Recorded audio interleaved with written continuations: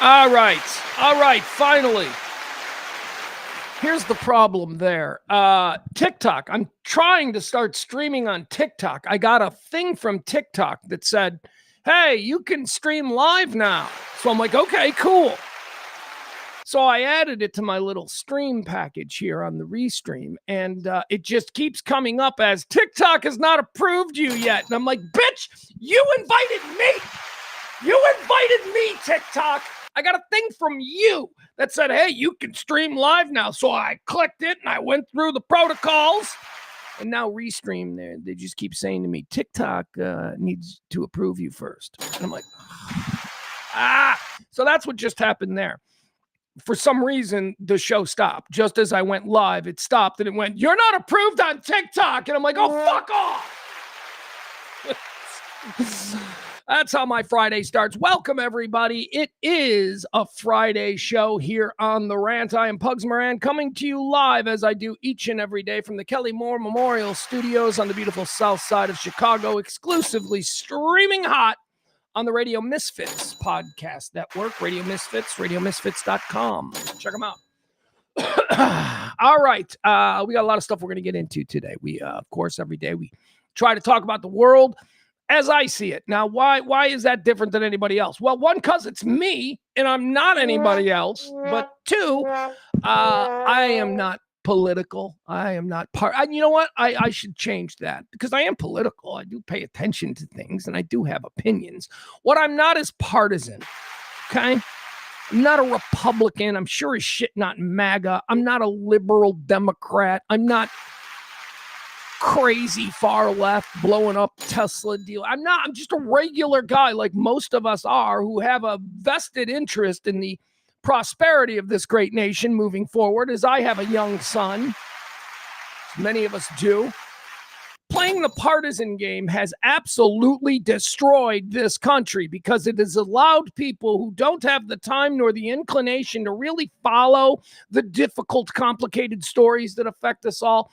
It has allowed them to sort of just hit the easy button and go, whatever the party that I'm a fan of says, without ever really considering it. That's nonsense. That's been the easy button. It's been the way this country has been run my entire life. And I just don't play that anymore.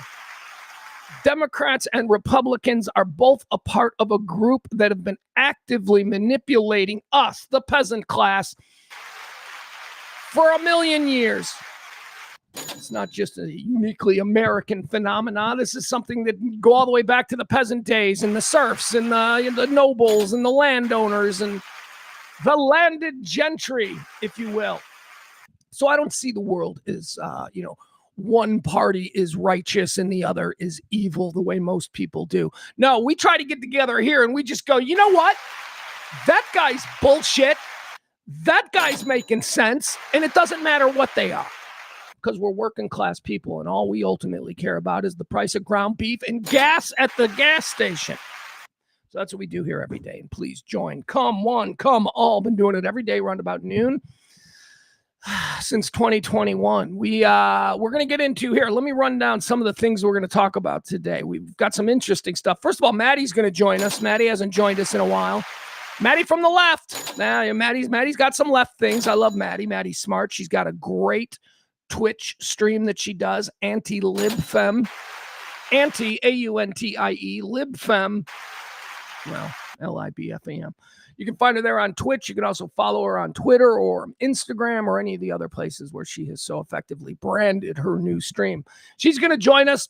I don't know what she's going to talk about. She's going to talk about stuff that Maddie's interested in, and I'm going to try and hang and bang with her. So we got that. Good to talk to her. We haven't gotten into it with her in a while. Also, we got big news with Luigi Mangione. We're going to talk about that. I'm going to finally give for you today because the last couple of days I've been putting together a list. My son and I watched a lot of movies. He introduced me to a lot of movies this summer. My 17-year-old son spent the summer with me. He just recently went back to Texas. And, he's of a different generation. So his interest in content and entertainment and film and all that stuff is slightly different than mine. So I try to keep my ears open when he says, here's what the kids are into, Dad. So I watched a lot of movies, and I caught up the last couple of days on some movies that I wanted to watch that he absolutely would not have wanted to watch with me. But what I've done is I've created my top 5 films of 2026 so far. So we'll go through that list. It's the weekend. Maybe you're looking for something to watch, and I don't know, maybe you'll take one of my recommendations, but we'll do that as well. Also, we've got a Dick of the Day segment here. We do Dick of the Day every day. That's a segment where I like to just shine a spotlight on somebody out there breathing the same oxygen as us, who's just being a dick, who just needs to be called out for being a dick. Sometimes it's people. Sometimes it's just randos like us. I try not to make it like, anybody high. Like I always say, like, I don't think Trump will ever be Dick of the Day, but who knows? He's like Dick of the Day every day. I try to keep it to interesting stories of people who are just like us, who are just being dicks. They ain't pulling their weight. They're causing more problems than they're worth. Today is the exception. Today we're going to do a product. Today's Dick of the Day is a product. Yeah. You're going to want to stay tuned for that. I don't get it. So we'll do that. What else do we have? Hold on, I'm just running through some stuff. You know what? It doesn't matter. We got a lot of stuff. We got a lot of fun stuff that we're going to talk about today. It's a distraction show. It's Friday. I do want to mention our August Heroes. This show runs on your gratuities, and we are dead.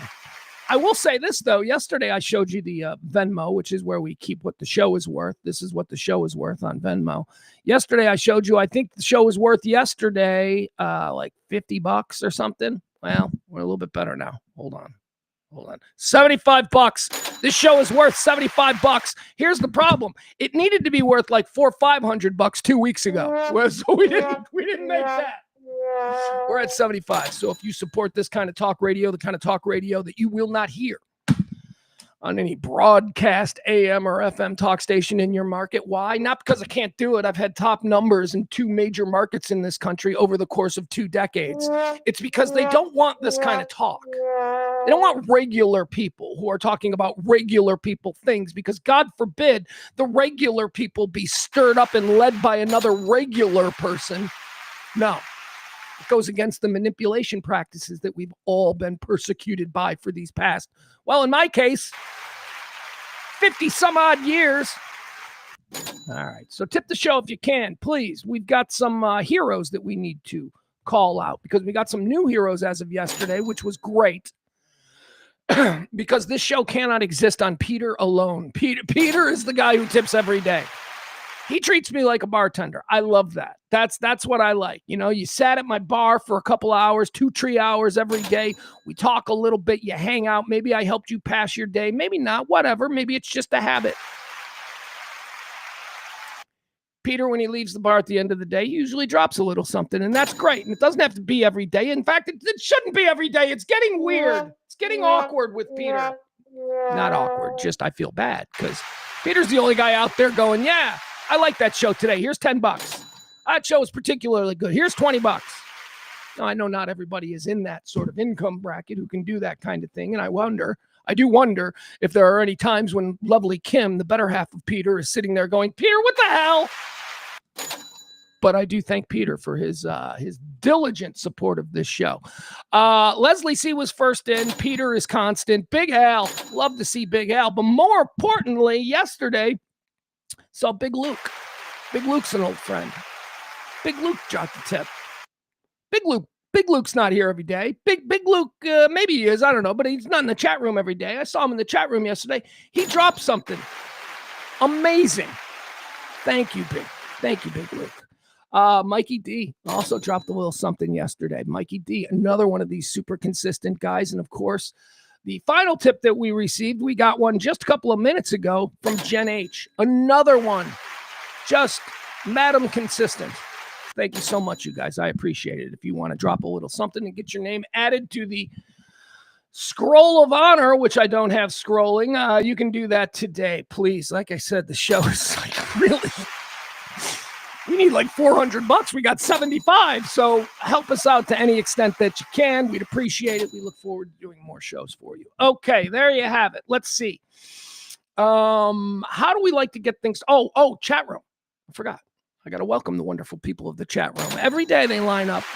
Warms my heart. When I program, after I program the show, I take a quick peek in the chat room and I see who's there and who's been waiting. We do it like the Formula One races. We give a podium. We reward the first, the second, and the third person in the chat room every day. These are the ones who are waiting. Jen S. Jen S coming in at number 1. Look at our girl go. Jen S is number 1. Taronda back on the podium. It's been a couple of weeks. Taronda is back on the podium. She's in second. And my boy KB. My boy KB comes in at third. Look at that. So your podium for today, this Friday, is Jen S, Taronda, and Kevin. Look at that. All right. Thank you, guys. Appreciate you. Who else is in the chat room that we need to say hi to? There's our guy Peter and Big Al. They're hanging out. I hate that I have difficulty with this. We got Jen. We got Taronda. Looking at all these people. It's all the same people in the chat room every day. Ghost Pepper, Texas. All right, there we go. He says amigo. Is this Big Al? But no, Al's already in there. Al always says amigo. I'm not sure who the mystery Ghost Pepper, Texas is, but welcome. Good to see you, friend. He says, try and Twitch all by my lonesome. Get in there. Get in there. Yeah, nobody on. I'm too soft for Rumble and I'm too hard for Twitch. What does that mean? What? That's what she said.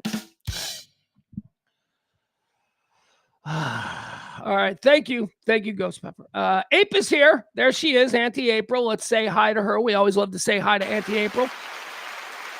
Hi. Of course, Adam is here.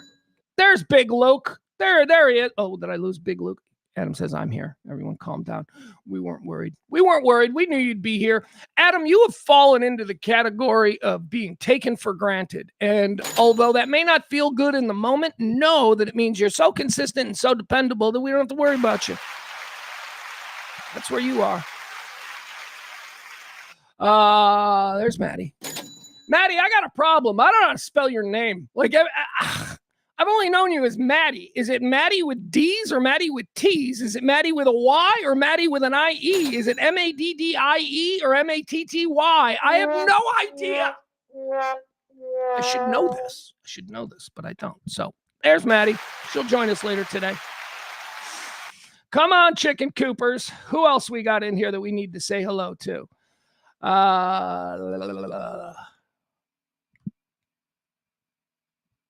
Oh, Jen S and Jen H are the same person.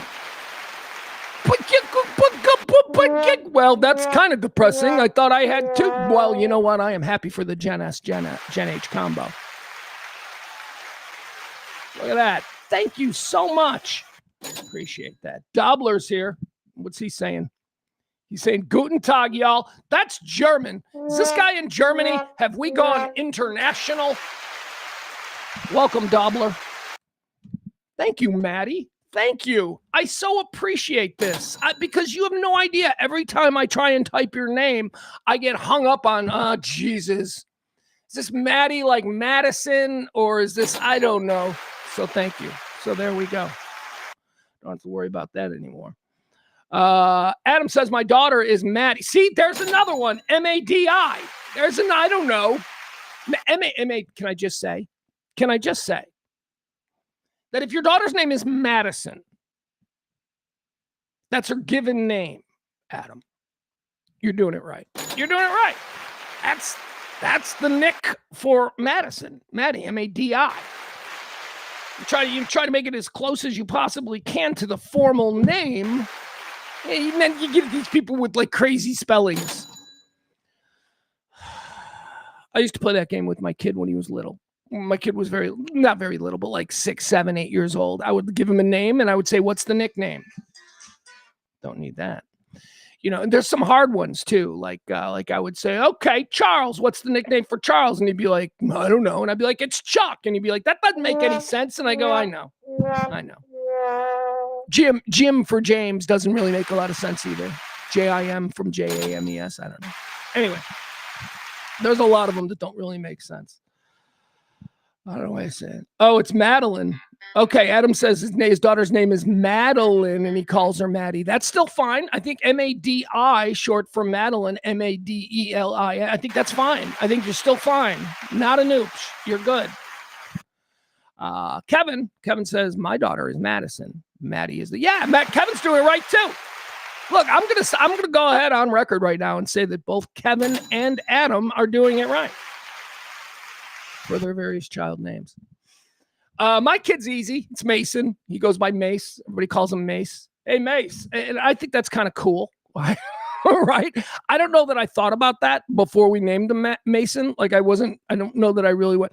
But now that we call him Mace, it's very cool. It's like Mace Windu. It's like a Jedi name.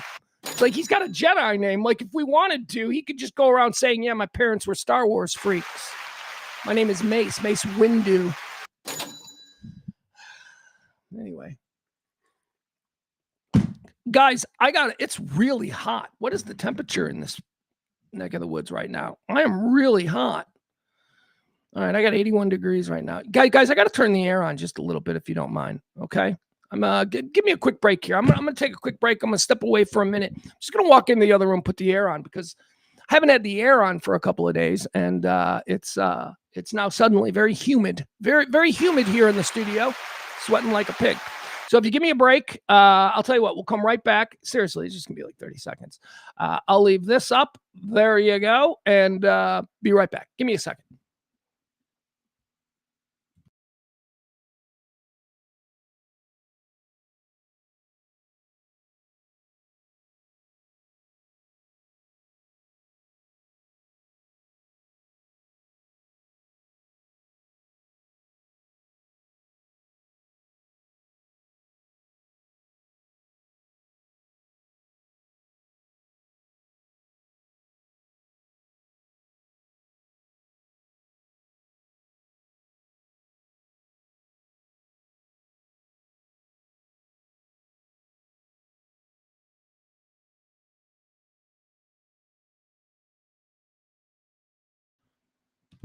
All right, we're back.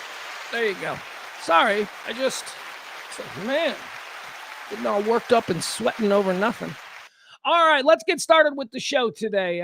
Let's see, what's the first thing that we like to do around these parts? Usually we start with a little bit of small talk, but through listening to the show back, which I do, I hate listen back. I am one of the 100 people every day that hits the YouTube. Usually start with small talk, but it goes nowhere, especially when I'm forcing it. So now what we're going to do is, hold on. We're going to start each and every show when I don't have something relevant to say as far as small talk goes. We're going to start it with this, a new segment. We call it Today's Top Headlines. Completely fueled by AI. All I got to do is say, hey, AI, give me the 10 top headlines. And then I just got to read those stories. And here we go. All right, top headlines today. Let me see what we got.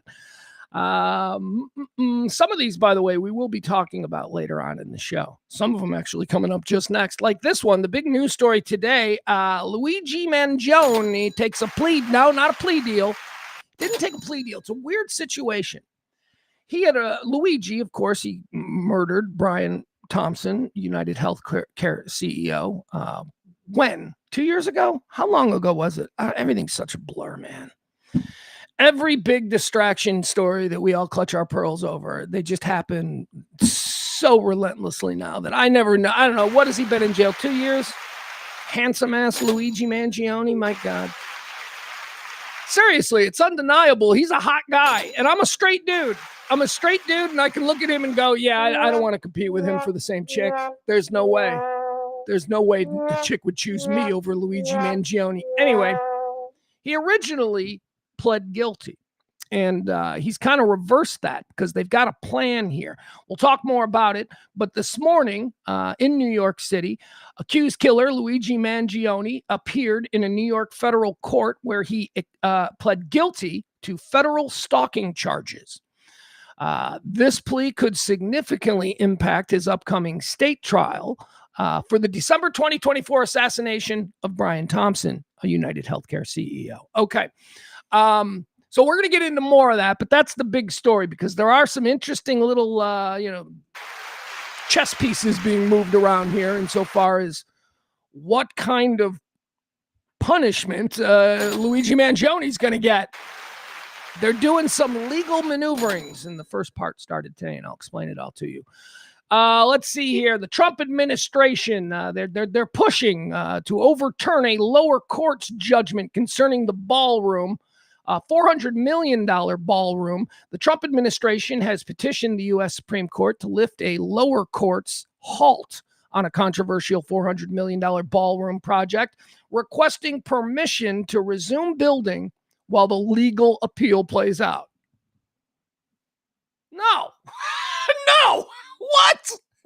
Well, you're pretty confident in how you're going to get this whole thing to fall in your favor, right? What do you mean you're going to get? No. You were doing this thing, and then a court said you can't do this thing.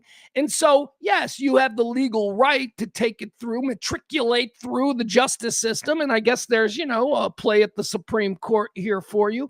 But while we're waiting to get you in front of the Supreme Court, shovels do not go in the dirt. What? The whole point of the lower court. What? We're just going to completely disregard the lower court. Okay, so that's the second big story. HHS, that's Health and Human Services. They direct fraud probe into minor gender care. There's more of these culture war bullshits being perpetrated there by Bobby Kennedy. Boy, this guy, oh my God, has anybody ever done worse for the Kennedy name than Robert Kennedy Jr.? And then I go, well, yeah, the Skankles, they're a pretty freaky bunch, but they don't actually carry the Kennedy name. They're Kennedy Skankles. So RFK Jr.'s just an absolute train wreck of a human being, and somehow we put him in a position of authority governing our health in this country. But whatever. Moving on. That'll be over soon.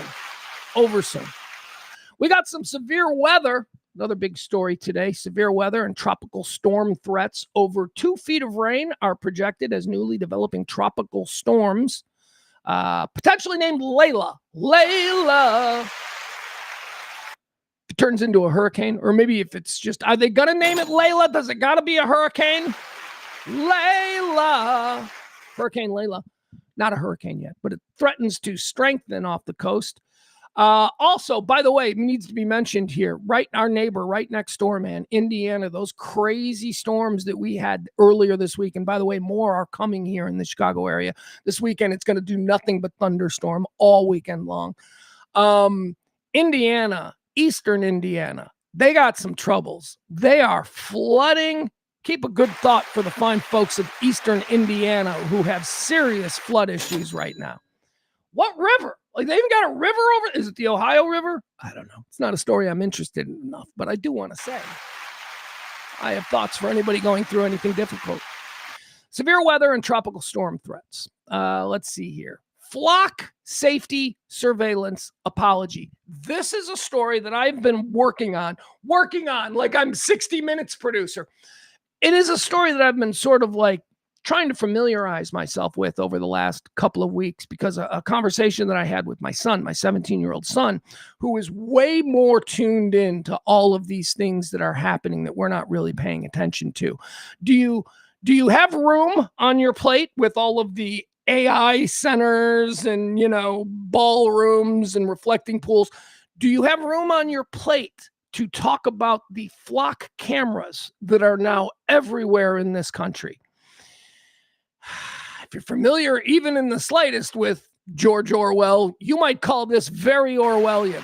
And we're going to talk about flock cameras, possibly on Monday, because there's been a couple of situations here in the Chicago area that has had me go, Flock cameras. Flock is a company that puts surveillance cameras everywhere.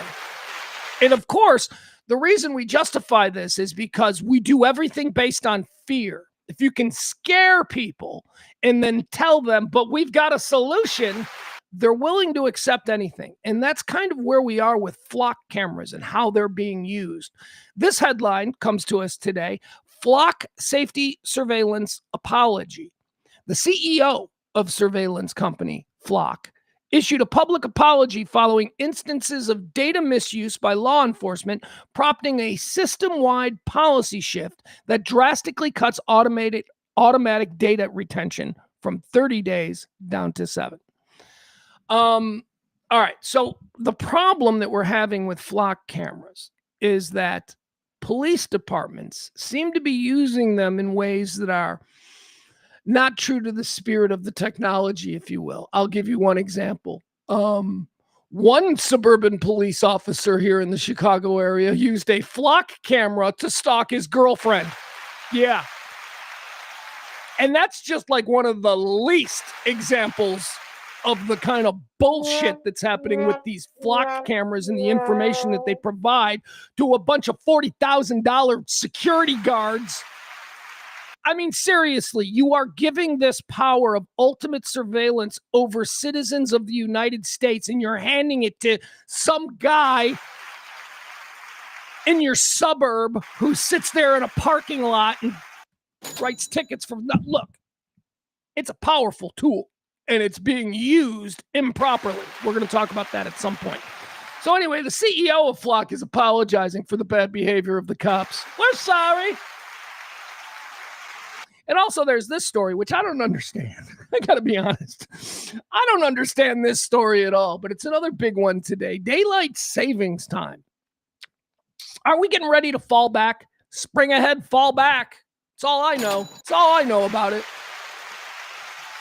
That's how I've lived my life here in the Midwest. I said, doesn't everybody do it? Doesn't everybody not do it? I don't know how daylight savings time works. I just know that the way it's been done, not a problem. I don't have a problem with it. You know why? Because I'm not a farmer. I'm not a farmer. I don't care. Whatever. It's an hour. It's an hour difference. I'm doing it my whole life. Anyway, people are very upset about it.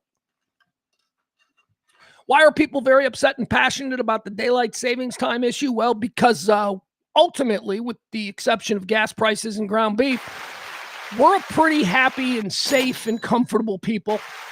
And these are the kinds of things that people who just want something to complain about. Daylight savings time. Are you insane?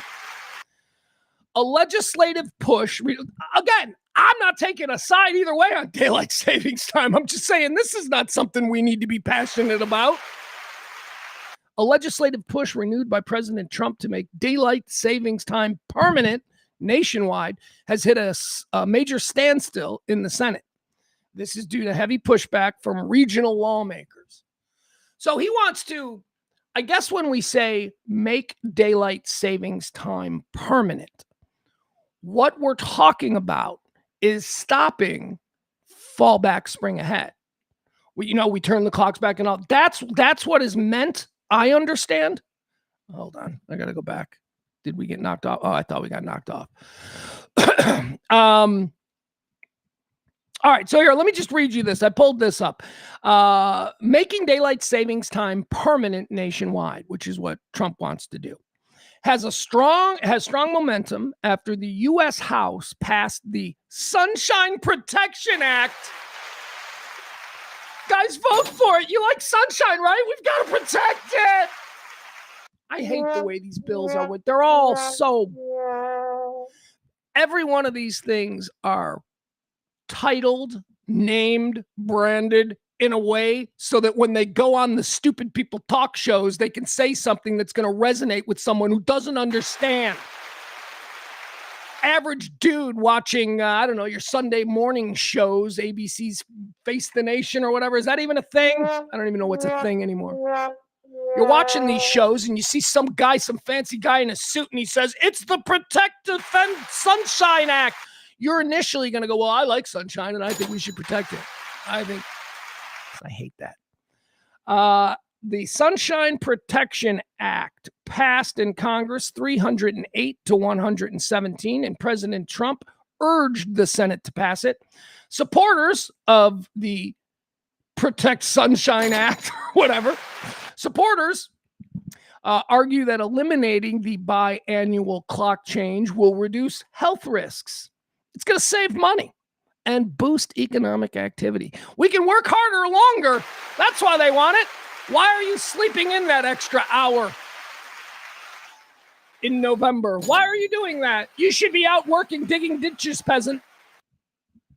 Supporters argue that eliminating the biannual clock change will reduce health risks, save money, and boost economic activity. However, sleep experts and critics strongly oppose year-round daylight savings time, warning that it will cause severe sleep disruption and create hazardous pitch-black winter mornings. The primary pros and cons of making daylight savings time include, all right, let's go through some of the pros. Here are the pros. Here are the people who want to make daylight savings time, period. And it's all old people complaints, man. Look at this. The number one reason that they want to stop turning the clocks back or jumping them forward is no more clock disruptions. Eliminate the twice yearly ritual of resetting clocks, which heavily disrupts public sleep schedules, causes widespread frustration, and costs the economy money. Oh, stop yourself. This is an old people complaint. Young people don't have to turn their clocks back because young people have technology that does it automatically. The only people who are irritated by having to turn the clocks back are people with a fucking stove that's 40 years old. Those are the people who are upset by this. Stop it. Could you imagine if you had to change the clock on your phone? Like, imagine if, like, on your phone, you were like, oh, God, I got to go into the settings. Yeah, that wouldn't work. All right. So the pro for daylight savings time is just simply old fucks like Trump going, the microwave is blinking. Stop it. 2, second pro for making daylight savings time permanent. Economic and business boost. It keeps evening sun out longer year-round, encouraging people to participate in outdoor recreation, go shopping, dine out at local restaurants, and attend to other sports games and after-school activities. All right, whatever. I grew up in the Midwest, man. By October, it's dark by like 5. It didn't really stop anything. We still had, fall sports. All of our football fields had lights, so wasn't really a problem. But again, people can work longer. Reduce afternoon vehicle accidents, it says. Another pro to getting rid of daylights or permanent daylight savings time is a reduction in afternoon vehicle accidents. It says it offers better visibility for drivers. Okay, this isn't a real none of these are tangible, important reasons why we need to change this. These are all old people problems. I can't see at dusk. My microwave is blinking. Can you help me reset the VCR? Grandma, why do you still have a VCR? They don't even make tapes anymore. Slight decrease in crime rates. Criminology data suggests that shifting light to the later afternoon hours reduces the window for evening robberies and crimes. Oh, does it now? Where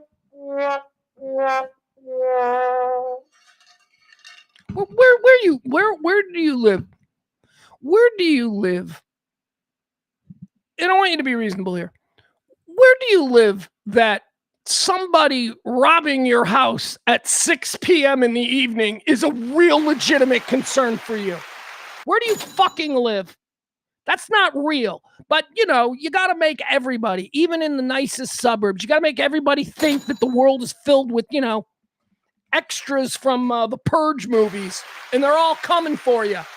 Be scared.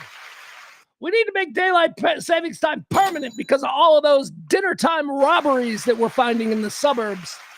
Yeah, they happen. No, they don't. And then, of course, it says another pro for permanent daylight savings time is less seasonal depression.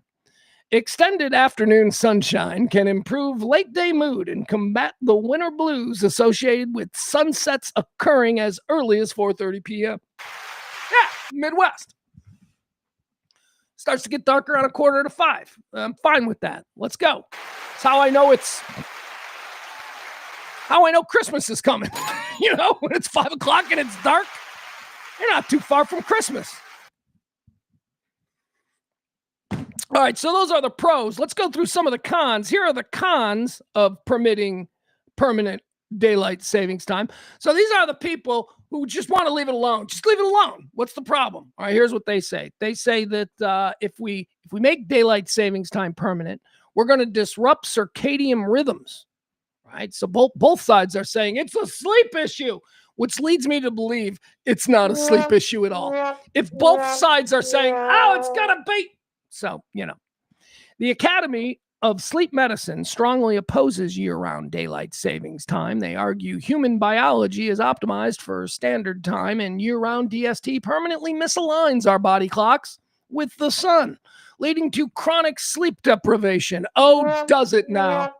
I don't believe that either. You're a human being. When your body gets tired, you go to sleep. If you have problems sleeping, it's because of mental issues. It's because of other things. Or maybe you got chronic pain. I don't know. But mostly when you can't sleep, it's because you got a lot on your mind, because your mind is racing, because, whatever. Anyway, it's nothing to do with turning the clocks back. There's also dangerous dark winter mornings. Yeah, this is cons of permanent daylight savings time. In northern and western parts of time zones, the sun would not rise until nearly 8 a.m. or even 9 a.m. in December and January. This forces children to walk to school or wait for buses in pitch black darkness, drastically increasing pedestrian safety. Why do we care about this now? Let me tell you something. In high school, I had a little thing called 0 hour. 0 hour was an hour before first period. 0 hour was something where, you can get a little extra credit for something. And I had 0 hour. Now, I was trying to make up for classes that I screwed, but still, 0 hour. I took 0 hour, and that meant I had to take the 0 hour bus. 0 hour bus in January in 1986, man. Let me tell you something. I stood in sub-zero conditions in pitch blackness at a bus stop and went to school, and I'm fine. Why are we coddling? Oh, you can't have kids standing outside. Shut up. Oh, God. So soft. That's not a real problem. Nobody gave a shit about me at 16 years old when I was standing on a dark corner at 6:30, 7 in the morning. Sun hasn't come out yet. It's freezing, by the way. Let's add that on top of it. Oh, what's this morning's wind chill? 30 below? Okay, I'll go stand out there for 10 minutes waiting for the bus. Nobody gave a shit about me. Says it's also negatives for farmers. So daylight savings time was essentially, I believe, at least what I've been led to believe, was created for farmers so that they could farm. I don't know how that all works, but that's the argument. So getting rid of daylight savings time, they say, is going to be a negative for farmers and workers. Agriculture workers and outdoor farmers, laborers, would lose early morning light in the winter, forcing them to start work in the dark and disrupting long-standing economic routines. Oh, we can't have that.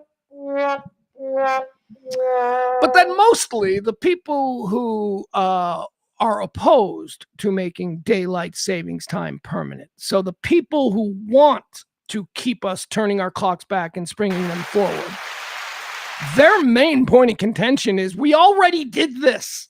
We did this. It was a failure. And do you people not remember in the 1970s?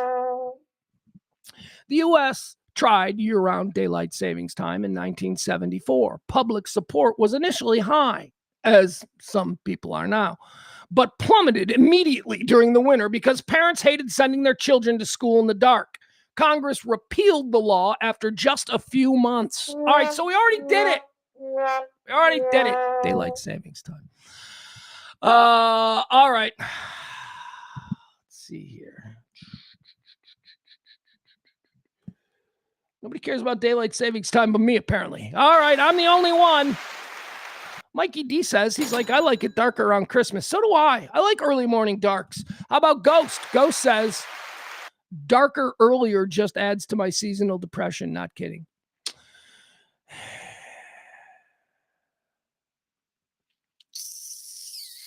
As somebody who has been diagnosed with legit depression, I have to say, I've never really understood seasonal depression. What a luxury that must be for you to be able to prepare, to know that, oh, the season's changing. I'm going to have the blues now. Now, I'm not calling bullshit on you, Ghost Pepper. I'm not.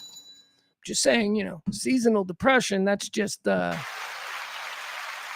want to say that's self-brought upon. Seasonal depression. I get depressed every Christmas. I've been depressed every Christmas for the last 15 years. Every Christmas for the last 15 years for me has been just incredibly sad. But that's just because, I can't do Christmas the way I want to do Christmas. And so I get depressed, but I am depressed anyway. So I don't know that I call it seasonal. Oh, it's Al. I thought I knew it was Al. I knew it was Al. I knew Ghost Pepper was Al. Let's see. Maddie. Oh, and by the way, now I'm screwed up. Maddie explained earlier the spelling of her name, and now I don't know. Now I don't know. She said, I what is it, Maddie? Hold on. I got to go back. Seriously, I don't know. It didn't stick. It didn't stick. Hold on.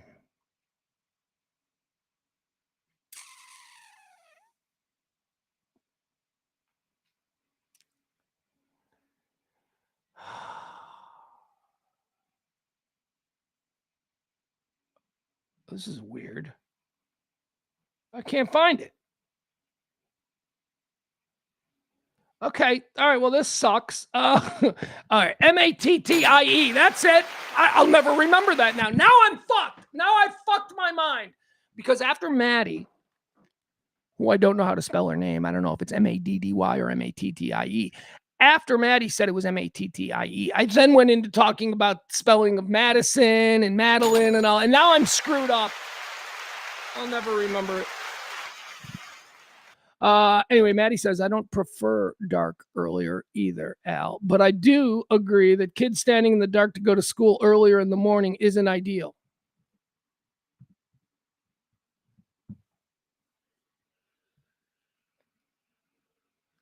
Okay.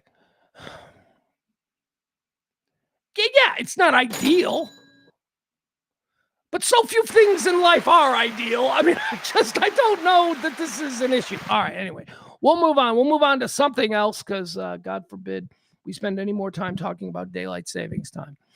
I wanted to get into that because I've been hearing about that argument now for about, I don't know, a year or so. It's one of Trump's things. And I've been like, what? Do I even have an opinion on this? I don't even know.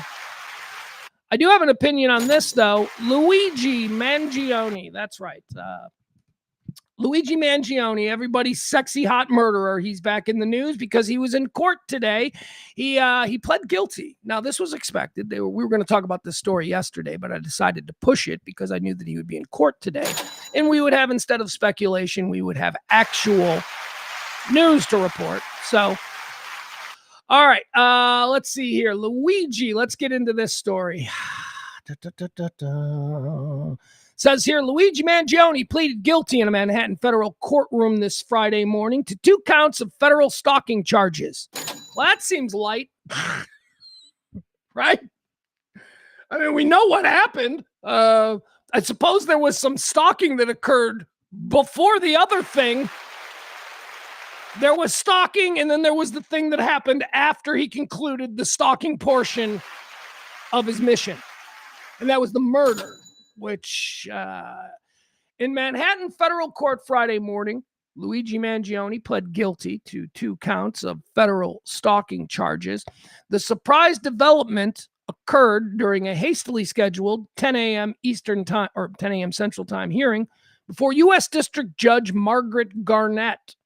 Mangione reversed his previous not guilty plea for his role in the December 2024 fatal shooting of United Healthcare CEO Brian Thompson.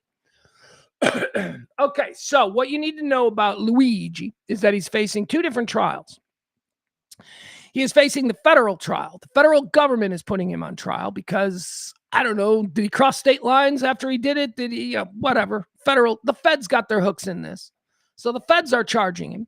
But then also the state of New York is charging him. And the state of New York has very strict double jeopardy laws. Double jeopardy laws, of course, are laws that say that you can't be tried for the same crime twice. New York State has incredibly some of the strictest in the nation double jeopardy laws. So this is a play by Luigi's attorneys to try and get the New York State case dropped by pleading to federal charges. If he pled guilty to the federal charges, then double jeopardy would possibly come into play if New York tried to try him on these same charges. So that's what's happening. Key aspects of this courtroom appearance. Mangione entered an open plea, meaning there is no plea bargain or agreement for leniency with federal prosecutors. He is facing a maximum sentence of life in prison. Brian Thompson's widow and other family members appeared in court today, along with United Healthcare executives. They watched from the front row of the Lower Manhattan courtroom. His federal guilty plea throws his separate state murder trial into immediate uncertainty. This is what I was talking about. His state-level trial is currently scheduled to begin in just a few weeks. We were going to cover that. I was going to be a big ongoing thing. I was going to do a special nightly Mangione. So yeah, his trial, his New York State trial, was supposed to begin on next week. He instead, this is federal. So this is a different trial. This is federal. So before the state trial begins, where he's going to be charged with murder and all that, he's already taking a plea with the feds, again, in hopes that the state will then drop their charges. This federal, and also, by the way, this is just another, Washington, D.C. Trump administration versus the state of New York, because the feds, in accepting this plea deal, they know full well that this could completely screw over the state of New York's case, but they don't care because New York's got a black lady attorney general. That's why they don't care. I don't know. I don't pay close attention. I just watch, but that's what I think. I think it's because they got a black lady attorney general. They may not even have a black lady attorney. Now I got to know who the attorney general of New York is. They used to hate the old black lady. I don't know who it is now. Who's the attorney general of the state of New York who is bringing charges at the state level against Luigi Mangione? Thank you, AI, and I hope you're having a wonderful day. See, again, I got to be nice to AI because in 20 years when they're changing our diapers, they're going to remember this shit. They don't forget. They're not people. The state-level criminal charges against Luigi Mangione in New York are actually being brought by Manhattan District Attorney Alvin Bragg. Is he a black guy? Hold on. I got to see what Alvin Bragg looks like. Because, black guys with power. Alvin Bragg. What's he look like? Is he a black dude? All right. Yeah, wouldn't you know it? He sure is. He sure is a black dude. All right. That's why MAG is going against him, because you can't have a black attorney general in New York bringing charges. All right, I'm being a little silly, but they don't like black people, man. I'm sorry. Why can't we just say this about MAGA? They don't like anybody that's not white and straight. That's it. That's all they like. So, look, I've been here since 2016. I've been watching this whole thing play out. I can see patterns. Anyway, it's a whole dick measuring thing with New York, because Trump's got the personal thing with New York where it's, he's not allowed to run a charity because New York Attorney General's office went ape shit on the Trump family. Because they're crooked. All right, Alvin Bragg. I don't need the Alvin Bragg stuff. Let's get back to the story of what actually happened. It says here, this federal guilty plea throws his separate state of New York murder trial into immediate uncertainty. His state-level trial is currently scheduled to begin on September the 8th. That's next month. Mangione's defense team is expected to immediately file motions to dismiss the New York State murder charges based on double jeopardy. New York has stringent double jeopardy statutes that protect individuals from being prosecuted twice by different jurisdictions. However, the Manhattan District Attorney's Office, that's Alvin Bragg, the black guy. Pogs, why you got to say it? Because it means something. Because in 2026 with the Trump administration, it means something. Yeah. The Manhattan District Attorney's Office has stated it is fully prepared to fight a dismissal, arguing that the federal stalking charges and the state murder charges address completely different harms. All right, we'll see. Let's see. Anyway, now the feds in the state of New York, now Trump and the state of New York are going to fight over how we prosecute Luigi Mangione, who is guilty, who needs to go to jail for the rest of his life because he can't do the thing that he did, even though the motivation is something that a lot of us can go, I'm surprised this didn't happen sooner. I'm surprised somebody didn't whack one of these monsters sooner. Am I calling Brian Thompson a monster? No, not specifically. Am I calling people who run healthcare companies monsters? I most certainly am. My father was murdered on the street. My father was murdered, killed in the street like a dog. So don't think that I don't have any kind of compassion for, what's happened to the family of Brian Thompson.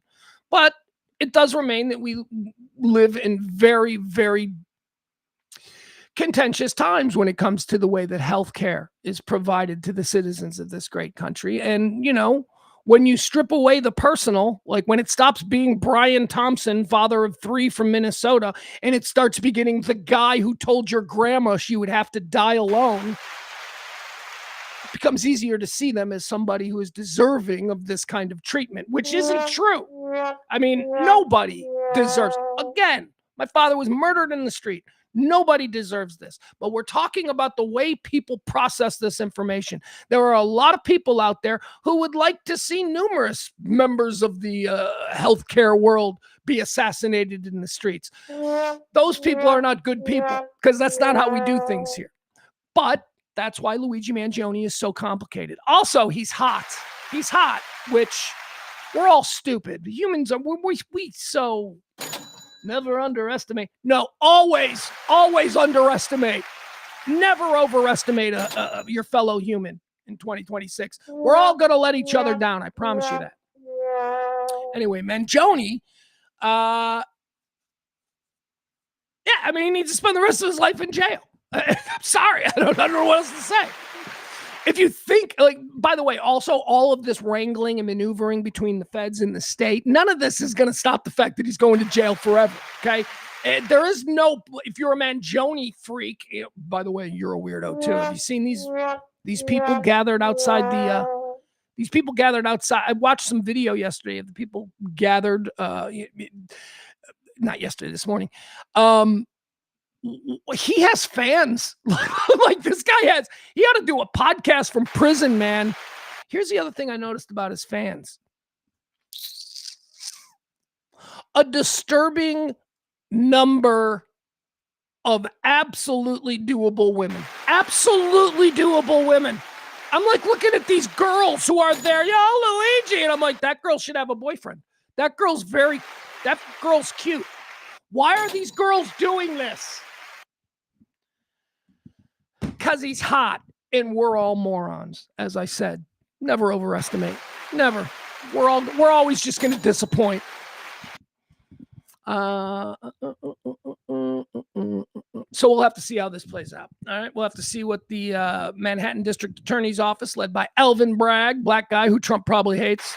We got to figure out what he's going to do now, because again, this puts the state case in jeopardy. But we move forward with the feds. We move forward. He pled guilty to stalking, though. That's the thing that I want to stalk. Is that it? That's all the feds are bringing? He stalked? Yeah, he murdered a guy. It just seems like those are not.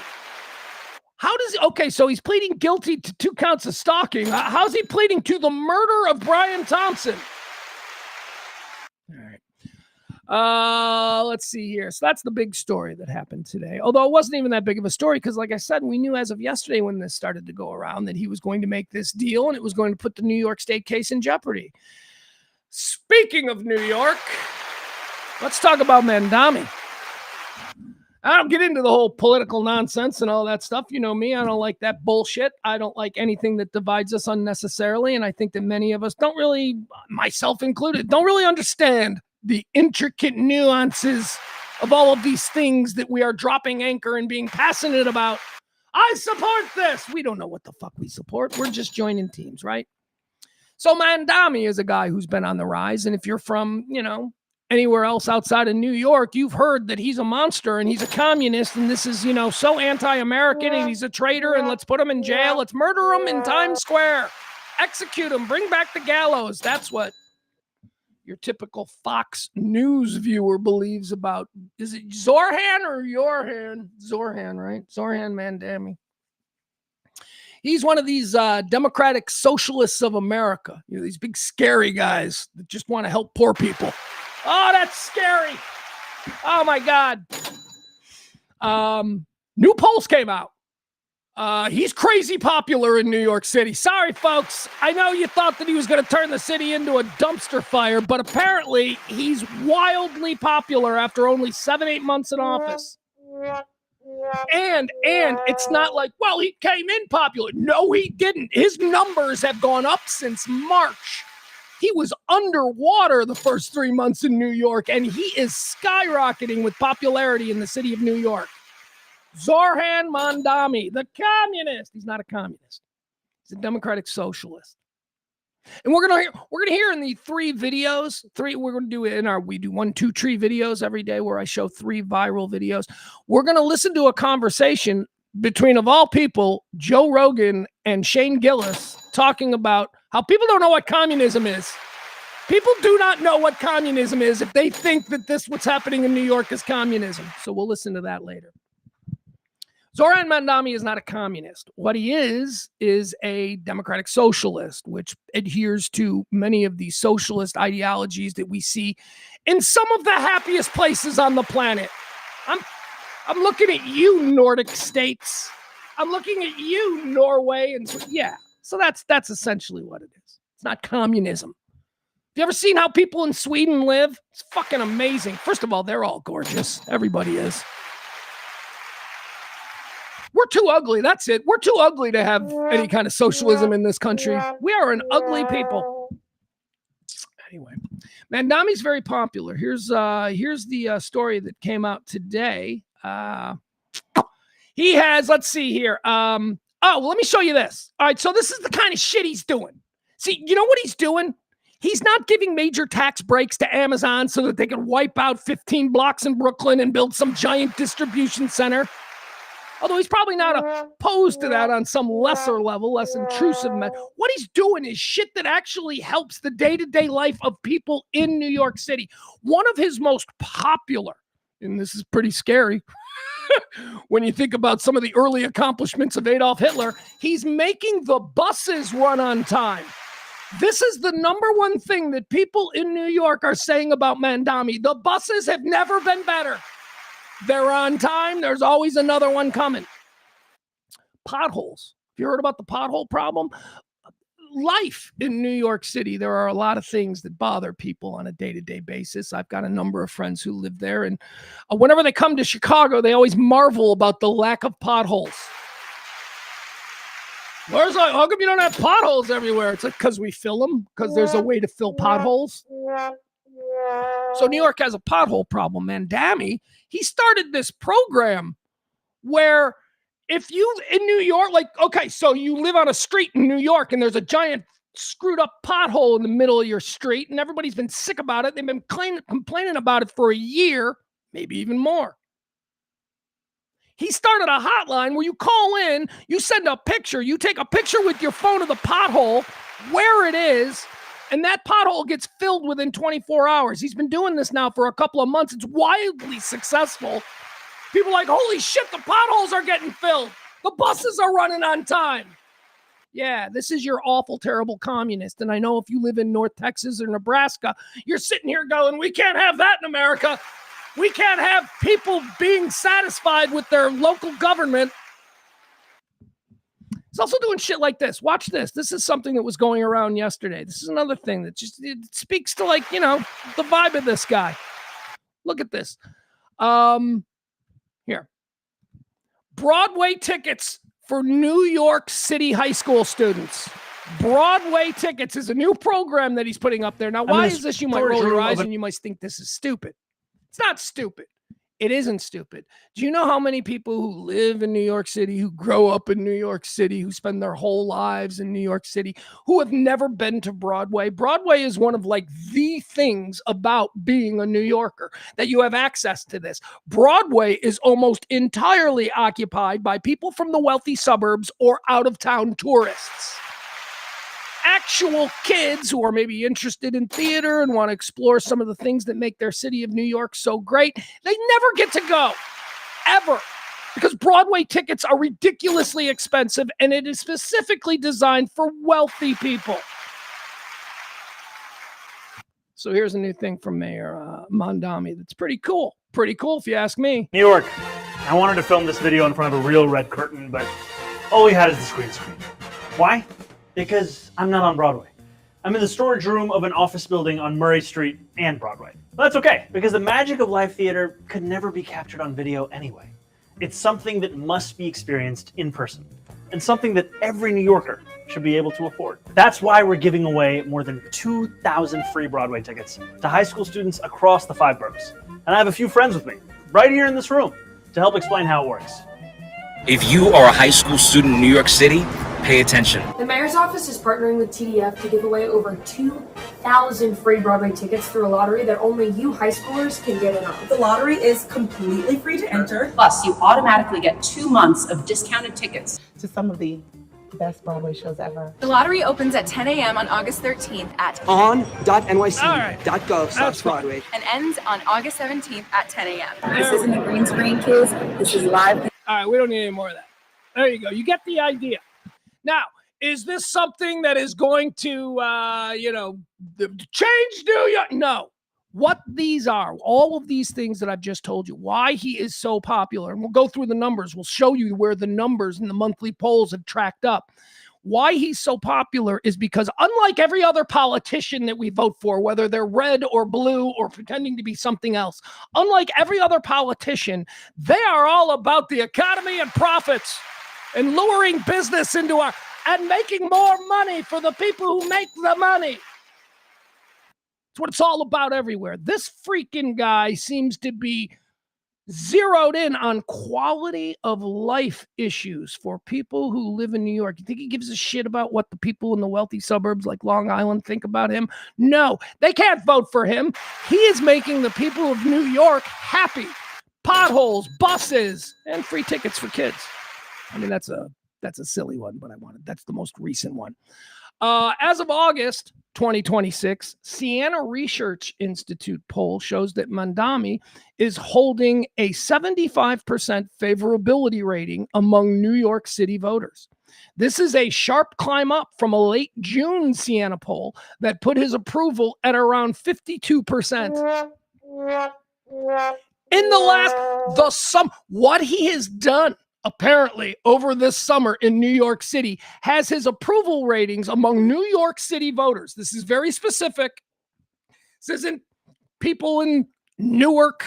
This isn't people in Yonkers or upstate New York or in the suburbs, Long Island or Connecticut. No, these are New York City voters. His favorability is up 52% to 75% in a month. In a month. Because of buses, because of potholes, and a number of other things. During his first 100 days, Mandami's polls showed a large portion of undecided voters, 23%, with initial approval numbers lower than his predecessors. During his first 100 days, polls showed a large portion of undecided voters, 23%. With initial approval numbers lower than his predecessors. All right, so in the beginning, his first polling was lower than his predecessors there at the mayor's office in New York. They were lower than both Eric Adams and Bill de Blasio, okay? However, voters strongly credit him early on as hardworking, 75%. 75% of New York City voters said that, well, he's hardworking. We don't say that about politicians. What politicians out there do we go, well, you know what? I may not agree with his policies, but I'll tell you what, this guy is not a fool. He is hardworking. 75% of people, registered voters in New York, described him as hardworking. 71% of people in New York City describe him as a good leader and hardworking. All right, so some of the things that people like here, got this listed. This comes from the New York Times. Mandami's base and supporters point to tangible populist and progressive achievements during his first few months in office. He secured $1.2 billion for universal child care. Well, you shouldn't have kids if you can't afford. Shut up. Again, if you're the kind of person who says in 2026, don't have kids if you can't afford them, you're not anyone we're ever going to take seriously, okay? Because you're saying that does not fix a problem that is very real, okay? So just you say, well, they shouldn't have kids, but they do. But they do have kids, genius. $1.2 billion for universal child care, he directed the filing of 100 filling. He directed the filling of 100,000 potholes and launching the emergency snow shoveler program. That's another thing that he created. So there's like a whole bunch of people now designated by the city that when it snows, you get out there and you shovel your neighbor's yard, or you help the neighborhood. These kinds of collective ideas. Oh, it's so foreign. I'm not going to shovel that old lady. She's a bitch. It's kind of the antithesis of this. His little snow shoveler program. We'll see how that works. He secured $34 million in restitution from bad landlords to improve over 6,000 apartments. So he went after the shit landlords, the Trumps and the Kushners of New York. He went after these people. Let's see here. His work with buses, blah, blah, blah, implementing a transit-forward agenda to speed up city buses to a timely rate that has never been seen. Okay, so apparently the buses are running more on time than they ever have because communism. And you say that that's not an important thing. The important thing is, why didn't Jeff Bezos build that giant Amazon distribution center? If you think that's the important thing and not some dude standing in the cold waiting for a bus that's 20 minutes late.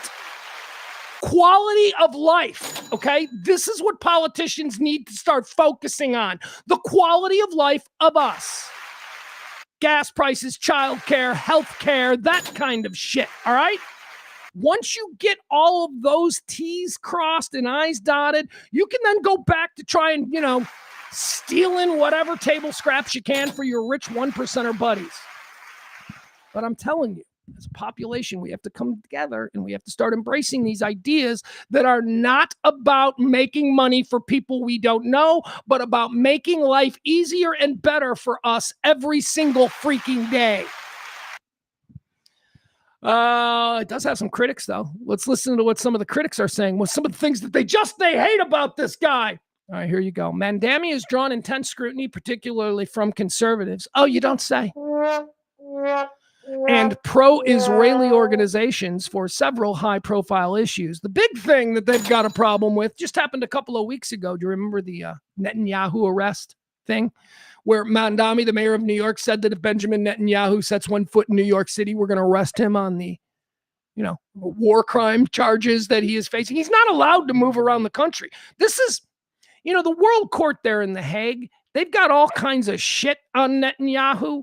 And what's supposed to happen is he's not supposed to go anywhere. He's not supposed to be allowed to travel anywhere for fear of being arrested by that nation's, police and handed over to The Hague. But again, it's just a piece of paper. Remember, I always say that everything is a construct. The Hague is just a construct. Well, he can't. Putin's also a guy who can't travel anywhere. And yet he travels all over the place. Putin goes everywhere. Nobody ever arrests him. Because the world court is a construct, just like everything else is. It's all just a joke. It's all just, no, that's a law. You can't do that. It's a law. Okay. Well, what if I break the law and then nobody does anything about it? Well, that's not how it works. Yeah, unfortunately, it is how it works. Everything is a construct, and we're all just following along. And some of the things that we've been following along blindly now for years and years, it's time to wake up and go, this is nonsense. Arrest Netanyahu. He should be arrested. The man is a war criminal. So anyway, Mandami wanted to arrest him, and then he found out that apparently he can't. Apparently he didn't have the stroke as mayor of New York City to actually arrest Benjamin Netanyahu. It says here, Mandami faced bipartisan criticism after trying to coordinate the arrest of Israeli Prime Minister Benjamin Netanyahu in New York City, based on the ICC warrant. That's the International Criminal Courts. He's a war criminal. Let's see. Before eventually admitting the city lacked the legal authority to do so. Critics from groups like the Simon Wiesenthal Center slammed this as a baseless stunt and a misuse of his office. I don't know. I would have thought it would have been pretty baller if he'd have done it. That'd have been awesome. He also hates AIPAC. This is a thing that is also being criticism. I don't see having real questions about AIPAC, AIPAC. That's the Israeli PAC where we just thoughtlessly and blindly just do whatever they want because Israel. again, this isn't about Jews. You make a distinction between our Jewish friends, our brothers and sisters who we love dearly as family. They are all American. And the Israeli government, which is a completely different thing. So just having a problem with the way the Israeli government is behaving is not some sort of example of anti-Semitism. It's not. Prominent Jewish elected officials have accused Mandami of promoting anti-Semitism after he publicly referred to the pro-Israel lobbying group AIPAC as monsters. Yeah, you know who else refers to AIPAC as monsters? My 17-year-old son. My 17-year-old son, one of his best friends, one of the closest people in his life is a Jewish person. My 17-year-old son hates AIPAC. Hates Netanyahu, hates Israel. He doesn't have years of bullshit. He doesn't see it as American Jews and the Israeli military being the same fucking thing because he's not polluted, right? But this is what these groups are trying to make us think. They're trying to make us think, AIPAC in particular, that any criticism over the current military strategy of the Netanyahu government is akin to Nazism. And that's bullshit. Outlets like the New York Post have continually characterized Mandami and his cheerful social media presence as a facade, reporting that insiders describe him behind closed doors as a thin-skinned and hypersensitive person. All right. Well, whatever. Good thing we don't all know him. All I know is the happy guy on videos giving kids free tickets to theater. Anyway, he's not my mayor. I don't give a shit. All I'm trying to point out here is that if you just talk to a regular person and you say, what do you think of Mandami? They'll say, oh, he's terrible. He's a monster. He's a communist. Meanwhile, you ask people who actually live and breathe every day in New York City about Mandami, and his numbers are through the roof. He's popular. What he's doing is being affected, or it's affecting people in the now. But he's a communist. No, he's not. No, he's not. And we'll let Shane Gillis and Joe Rogan explain that later. But okay. Yeah, how's that make you feel, MAGA? Joe Rogan and Shane Gillis kind of warming up to Mandami and the stuff that he's doing. We'll get into that later. You're probably so confused, especially those of you who only believe what you hear Joe Rogan say. You know, there's a lot of complicated stuff, and I'm not that bright. So I'm just going to listen to a stupid guy who I think is smart, and I'm going to let him just fill my head with all kinds of nonsense. Shocked. All right, let's see. What else do we have here? What else is a big story that we want to talk about? We're going to get Maddie coming up here in a couple of minutes, so we'll talk to her. I'll take a break, and we'll bring Maddie in. How about this weirdness? John Hinckley. I used to close every show with a John Hinckley song. Never Ending Quest. Oh, it's a banger. John Hinckley put out a bunch of songs. They're on Spotify. You can find them. And I'm here to tell you, they ain't terrible. They ain't terrible. John Hinckley ain't terrible. I mean, you know, you want it to be terrible because, you know, oh, who's this guy who tried to kill Reagan? He's now got music. He's now playing music. Oh, I bet it's terrible. It's not terrible. It's not terrible. The guy... You're writing songs. Never Ending Quest is a good song. It's not terrible. I know you want it to be, but it's not. I'm listening to it. I'm like, that's kind of catchy. So I used to use Never Ending Quest as my closing theme song. And unfortunately, I can't do that anymore because I got a cease and desist letter. Apparently, John Hinckley didn't like me. But I don't know if they looked at Spotify and went, who's playing this song so much? And found that I had played it every single night a couple of times for like a year. And then went, let's make him stop. Why they would make me stop, I don't know. But anyway, I can't play Never Ending Quest anymore. But that doesn't mean that John Hinckley isn't still making news. He's talking about Jodie Foster. Now, if you folks recall, John Hinckley attempted to kill President Reagan. Reagan was leaving a hotel. I don't know what hotel. Was it the Watergate? Let's just say the Watergate. Probably not. But no, the Hilton. It was the Washington Hilton, I believe. Reagan was leaving the Washington Hilton, and John Hinckley was waiting for him, and he popped off some shots from his gun. He not only struck President Reagan, but he struck Press Secretary James Brady, who never fully recovered. He spent the next 20 years of his life with severe brain trauma. He died prematurely. And then he also shot Kevin McCarthy, who was a Secret Service agent. 3 people shot: Reagan, McCarthy, and Brady. McCarthy, interestingly enough, is from my hometown. Kevin McCarthy was from Orland Park, Illinois. And so it was like a really big deal when this happened. We're like, wait a second, one of the guys that got shot went to our school, or that kind of a thing. And after he retired from the Secret Service, Kevin McCarthy was Kevin McCarthy. Yeah, it's Kevin McCarthy. Is it Kevin McCarthy, or is Kevin McCarthy the guy on the radio in Dallas? Tim McCarthy. It's Tim. It's Tim, not Kevin. Why was I saying Kevin? It's Tim McCarthy. Sorry. I had a run-in with Tim McCarthy too. Yeah. And I knew who he was, and I didn't think he knew who I was, but he was acting in his role. After he left the Secret Service, he moved back to Orland Park, Illinois, and became chief of police. So like my whole life growing up as a teenager and stuff, and being a young person in my hometown, the chief of our police department was the hero Secret Service agent who took a bullet for Reagan. Fast forward to about 10 years ago, I was in town, and I was driving by our mall, Orland Square Mall, and this was in the era of mall shootings, okay, just to put it. So I was driving, I think I was doing food delivery. I think this was no, it wouldn't have been during the pandemic, but whatever. I was driving near Orland Square Mall, and all of a sudden I see like cop cars coming from everywhere.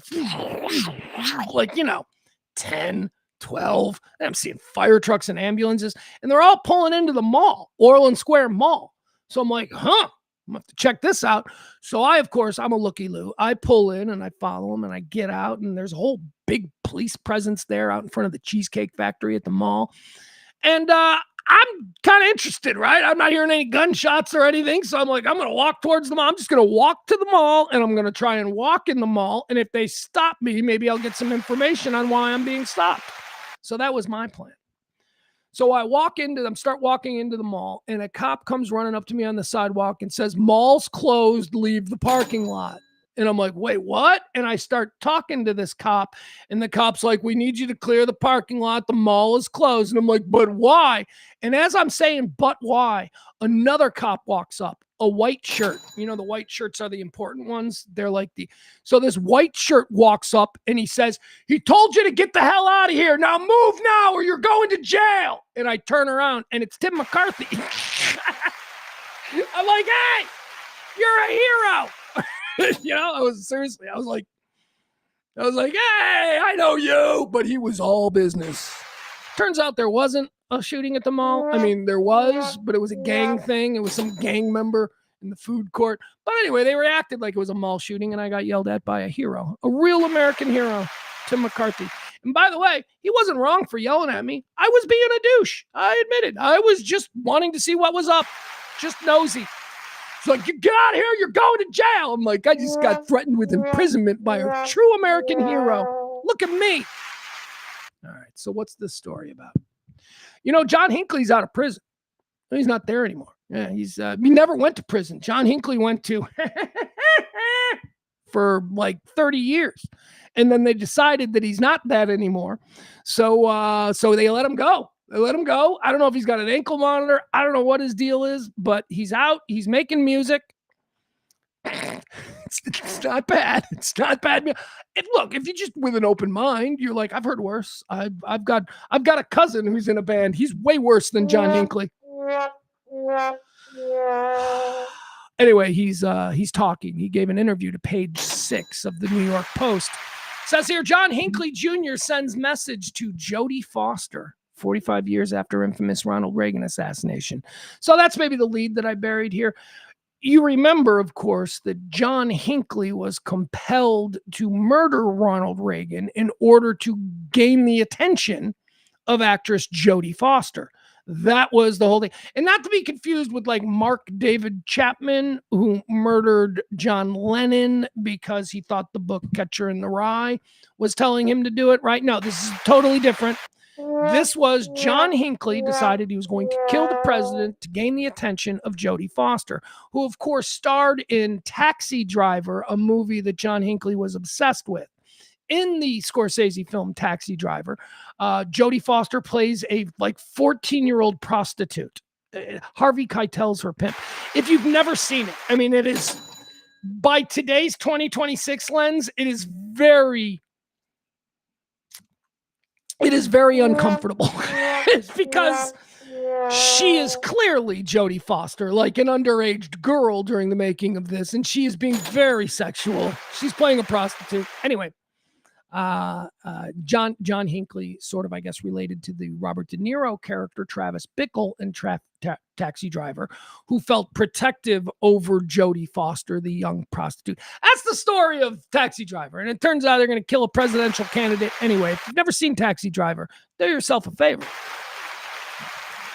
You looking at me? I mean, Taxi Driver is one of those movies where, you've got all of these pop culture slogans and lines from the movie that I think people use all the time and have no idea where it's from. So that was the premise of Taxi Driver, a movie that John Hinckley loved. And he also kind of fell for Jodie Foster there, again, feeling that he is sort of the real life version of Travis Bickle, who felt compelled to protect the 14-year-old Jodie Foster prostitute. So he tried to kill President Reagan. Jodie Foster, by the way, it should be noted that this completely screwed up Jodie Foster's life. When this happened back in 1983, 82, something like that, when this happened, Jodie Foster was truly, something, a rising star, a rising young actress. She's always been incredibly private, much of this having to do with her sexual orientation, but she has never been the red carpet queen. She's just a baller actress and a really talented director who's always kind of kept quiet. When the Hinckley thing came up, it was devastating to her lifestyle. In fact, she's still very uneasy about being in public, being in crowds. She felt that she was now a target for a lot of years. John Hinckley Jr. sent well wishes to Jodie Foster 45 years after shooting President Ronald Reagan to impress her. I just wish, here's what he says, Hinckley. Let me show you some pictures too. What are we doing, right? We got to see some pictures of what the hinky-dink looks like these days. Let's see here. There's the hinky-dink. There's the hinky-dink, and there's Jodie. All right. So we'll just leave it right there because we can look at both of those while I read you the story here. All right. So again, he tried to kill President Reagan to impress Jodie Foster. He has this to say now. He says, "I just wish Jodie Foster well." Hinckley, 71, said in an Entertainment Weekly article. He added, "I don't really see her movies, but I wish her well. And I know she's doing quite well. And that's all I can say about it. I wish Jodie well. And I hope she has a good life." I like the way he says that, right? The way he said it, he's like, hold on, do we make that right? Yeah. Either way, he's like, "I wish Jodie well. I wish Jodie." It's like when a pretentious actor works with Robert De Niro and they go, "I was saying to Bob, Bob and I, when you work with Bobby," it's like a little familiar referring to her as Jodie. "I wish Jodie well. We've been through a lot together." You've been through nothing together. You've both been through things separately, but you've never met her, John. Why are you calling her Jodie? All right. He wishes her well. And hold on here. It says, Page Six has reached out to Foster's rep for comment. They have not responded. They're never going to respond. Jodie Foster doesn't play that game. She's not that kind of Hollywood actress. Seriously, you would think if you weren't really tuned into the A-list, B-list, C-list, and D-list, you might think of Jodie Foster as a has-been in 2026. I'm here to tell you, she's not a has-been. She's a legend. She is a legend. She's not a has-been. She just plays the game her way. She does what she wants when she wants without having to do the whole Hollywood nonsense. Jodie Foster is cool. And it should also be pointed out by the way, one of the coolest things that Jodie Foster ever did was she worked with Mel Gibson when the whole world was like, "Mel Gibson's bad." Jodie Foster was like, "No, I like Mel. I actually know Mel, and all of this outside noise." Yeah. When do you think John Hinckley found out that she was a lesbian, huh? What do you think that was like? Do you think John Hinckley learned it once? Somebody said, "She's a lesbian," Or was it like over the course of time where he went, she's probably a lesbian. Maybe my whole plan from the beginning was flawed. She was never going to be impressed by me. On March 30th, 1981, John Hinckley Jr. tried to assassinate President Ronald Reagan as the then president left the Hilton Hotel in Washington, D.C. He did this at the time as a way of impressing Jodie Foster after becoming obsessed with her from watching the film Taxi Driver. Reagan suffered serious injuries before the assassination attempt, including a punctured lung and a broken rib. The .22 caliber bullet had narrowly missed his heart. Again, this is 1981. You seriously? You're doing. You know what they say, John? You come for the king, you best not miss. And don't bring a fucking 22. What? You went into this with a 22? You went into this with a pea shooter? Flawed from the beginning. The attack injured 3 others, including former White House press secretary James Brady, who became permanently paralyzed. He later died in 2014. Nothing about Tim McCarthy. That nothing in the article. He shot 3 people. One of the other ones was Brady.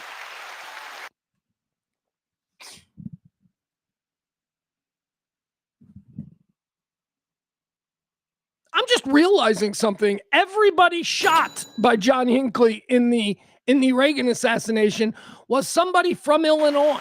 They were all Illinoisans. Reagan, Quincy, born and raised in Quincy, early life in Chicago. Brady was a Chicago guy. McCarthy, I told you about McCarthy's from Orland Park. That's wild. I'm just putting that together now. Everybody shot in the Reagan assassination was a Chicagoan or Illinoisan. Hinckley Jr. was found not guilty by reason of insanity back in 1982 and spent over 34 years committed at St. Elizabeth's Hospital. On the podcast, this is an Entertainment Weekly thing. On the podcast, Hinckley Jr. revealed, he did a podcast with a guy who directed the 2024 film Reagan. Okay, so that makes sense. I don't know who this guy is, but whatever. On a podcast, Hinckley Jr. revealed to the director of the 2024 film Reagan, starring Dennis Quaid as the late president, what his goal was for shooting the president that day. I wanted to have a union with Jodie Foster and live the rest of my life with her and all these things that, of course, were delusional. Yeah, they were delusional for any number of reasons, not the least of which is that she's a lesbian. And she has been pretty much a known lesbian since round about this time. Although it was never confirmed. Don't you remember Jodie Foster throughout the 80s? Throughout the 80s and the early 90s, she was always nominated for an Oscar. She was always in something. And she never went. I think she went sometimes, but she often did not go to the Oscars. Because every year, like if it's the 1991 Oscars, I promise you one of the big stories that you would see circulating is gay rights groups plan to out Jodie Foster at the Oscars this year. They're going to out Jodie Foster. So, she's always been very private.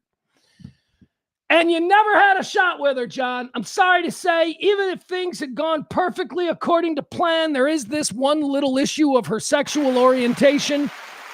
She would have never hooked up with you, John. I wanted to have a union with Jodie Foster and live the rest of my life with her and all these things that, of course, were delusional, he explained. But I was believing those things at the time, so the best outcome would have been a union with Jodie. Okay, good luck. Well, look at this. Hey, we got more pictures. Let's see what he looked like. Let's see if he was a guy. Look, is he a guy capable of getting Jodie Foster? Hold on. Yeah. Let's see here. We looking at his mugshot there. Hold on. I'm scanning. I'm looking to see if there's anything, from the Jodie Foster side of things. All right, we got the pictures. There we go. After It was noted during the podcast that Mark David Chapman went to jail for fatally shooting John Lennon in 1980. Hinckley Jr. explained that while he figured he'd be locked up, he'd hoped that he'd still end up in the end with Foster. I thought she would, after things settled down. This is John Hinckley talking about Jodie Foster. Like, after he shoots the president, after it doesn't go according to plan, he's locked up. Here's what he thought. I thought she would, after things settled down, join me wherever I was. I wasn't sure if I was going to be in jail or the hospital or what after things settled down. I had this notion that she was going to join me wherever I was. Oh, poor guy. Foster, now 63, told People magazine back in 2024 how the assassination attempt on Reagan impacted her life. It says here, my world fell apart. There were Secret Service people everywhere in my life. I had bodyguards, and I had to be taken to a safe house, Foster recalled. The Silence of the Lambs actress also revealed that while performing in a play shortly after the shooting, a guy sitting in the front row brought a gun to the performance. It was a traumatic moment, she said, and I've never admitted that maybe that has something to do with how I have never wanted to do a play again. All right. John Hinckley and Jodie Foster. I think he's still into her. I think he's probably still into her in some level. You never get over your first. Oh, what just happened? Hold on, something just happened. Something weird just happened. All right. Let's do this one, and then we'll take a quick break. We'll come back with some Maddie. Let's talk about this story. This story came out yesterday. The most expensive franchises in the world, in the sports world, sports franchises. It's a list. It came out, and guess what? One more time, your Dallas Cowboys coming in number one, the most valuable franchise in all of the world of sport. Your Dallas Cowboys. Can you tell I'm filling time? I'm filling time here. Sorry. Here we go. Trying to pull something up that wasn't pulled up. All right. So, so this comes from what list? Who puts this out? Stratospheric Valuations. Okay. All right. So these are the people, or is this Forbes? This is Forbes in conjunction with Stratospheric. Okay. So this is a list of the most valuable sports franchises in the world. Now, when I say sports franchises, I don't just mean football teams. I don't just mean, I mean football, baseball. I mean, are the Yankees worth more than the Lakers, right? We're going to mix them all up here. We're going to find out what they are. Number one, as I said, burying the lead, your Dallas Cowboys. Estimated valuation at $15.5 billion. The Dallas Cowboys are the number one most valuable professional sports franchise in the world. Bullshit. Absolute bullshit. I don't know where this comes from every year, but it's like a bit that we're all just going along with, pretending that the Dallas Cowboys. Let me tell you how nonsense this is. If the New York Giants and the Dallas Cowboys were for sale at the same time, there ain't a billionaire on the planet who wouldn't pay more for the New York Giants.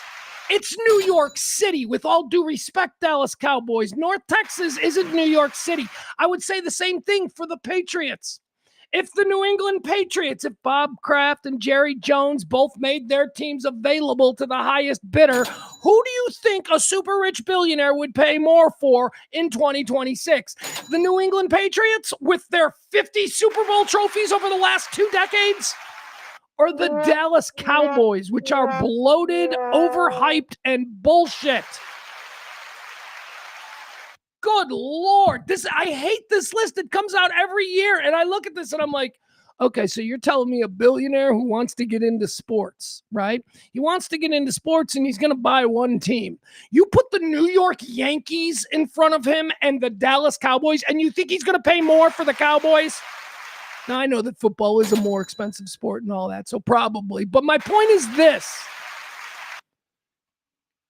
Dallas Cowboys brand, the valuation that they're this great, incredible franchise is bullshit. It's another bit of this programming. This was true once. This was absolutely true in the Landry days, in the 1980s, maybe even into the 1990s as they started rattling off Super Bowls again. But that's been 30 years. Nobody cares about the Dallas Cowboys anymore in the way they once did. I'm sorry. I root for them. They're like my second team. But this, every year that you see this is bullshit. Again, I would just flat out say San Francisco 49ers, New York Giants, Patriots, and the Dallas Cowboys, they all go up for sale. I'm telling you, I think the New York Giants will get the most money. It's New York City. I think the New England Patriots come in second. I think the Los Angeles Rams and maybe even the 49ers are above the Cowboys at this point. Anyway, $15.5 billion valuation. I have no idea where that came from. I imagine Jerry's involved somewhere. All right, that's the most valuable sports franchise in the world as of right now, according to Forbes and Stratospheric. Number 2, this is kind of shocking. This just shows that all the people who are saying that NBA is on its last legs is full of shit, because the Golden State Warriors come in number 2 at $13.9 billion. An NBA team is right on the heels of the Dallas Cowboys, and you understand this because the Golden State Warriors are good. They've been rattling off titles for the last decade. Cowboys haven't. Cowboys suck. Be honest. The Cowboys are a disappointing team. Every year we get excited. My son's a Cowboy fan. Every year we get excited. They look good. Oh, the offense is going to be great. Every single year. Jesus. All right. Cowboys are number 1. Golden State Warriors are number 2. That's NBA. Number 3 at $12.7 billion. You got the Los Angeles Rams. Followed right behind them by the Los Angeles Lakers. Los Angeles Rams come in at number 3, most valuable franchise in all of sports at $12.7 billion. They are followed by Los Angeles Lakers at $12.5 billion. All right. Number 5, here we go. The New York Football Giants. They're the number 1 most valuable NFL team in the league because they're in New York City. Well, what about the Jets? No. It's not the same thing for the Jets. It's like the Cubs and the White Sox in this town. The Cubs are one of the most valuable franchises in all of Major League Baseball, and they share the city with the White Sox, who are not. A lot of these cities that have 2 teams, they have one team who is like the dominant team and the other team that just some people from the neighborhood root for. That's who the Jets and the Mets are. That's who the White Sox are. The New York Giants come in at number 5. Number 5, $12 billion evaluation. They're followed by the Yankees at $11.99 billion evaluation. Followed by the Knicks at $11.91 billion evaluation. Followed by the New England Patriots at $10.4 billion. All right, now at number 9, we get our first non-American sport, Man United. That's right, EPL soccer or football. Man United is worth about $10.4 billion. And rounding out the top 10, the second team from New York, the New York Jets. They come in at $10.35 billion. Look, you want to know who the most valuable NFL team is? Actually, probably we're looking at these numbers. The most valuable franchise in professional sports globally, you want to know who that is? Whoever the next NFL team to get sold is. Whoever the next NFL team is.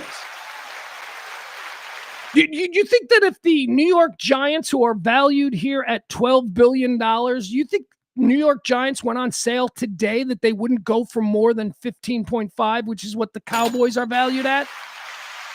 Oh, they will, because somebody's going to want to own the New York football team. It's New York City. All right, there you have it. Hey, where are my Bears? Where are my Bears at? Let me see what happened with my Bears. Let me see where we come in. Do we even come in? Yeah, there we are. Number 13. All right, Chicago Bears. Between the 49ers and the Raiders. Raiders. Nope. Want to cancel that. All right. Sorry.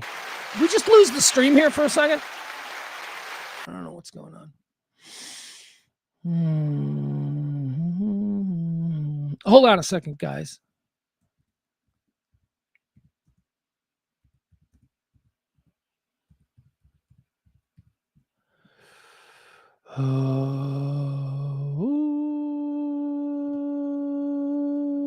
Hold on, guys. I'm sorry. I just had a little. I made a little issue. I made a mistake. I made a mistake, and we're gonna move on from it. Okay.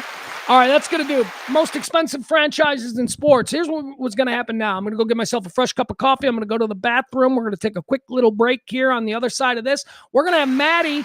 Maddie's going to tell us about all kinds of things. Maybe she'll trigger me. Maybe we'll fight. I think we're fighting about something. I think we're fighting about something from yesterday.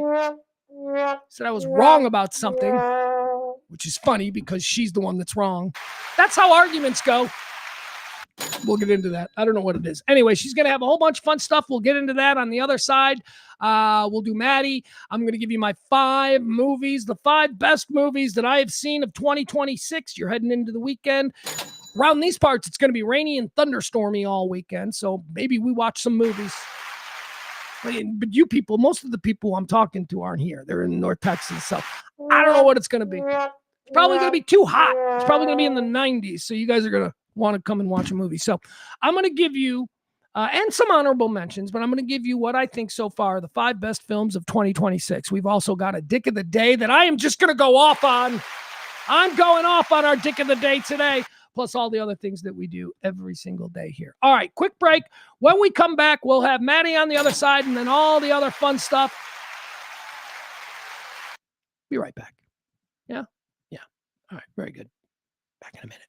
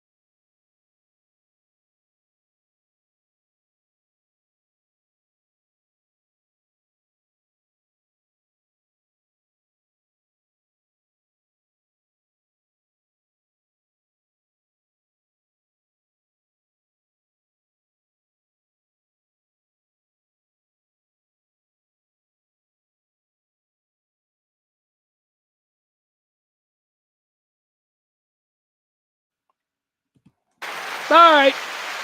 Here we go. Back.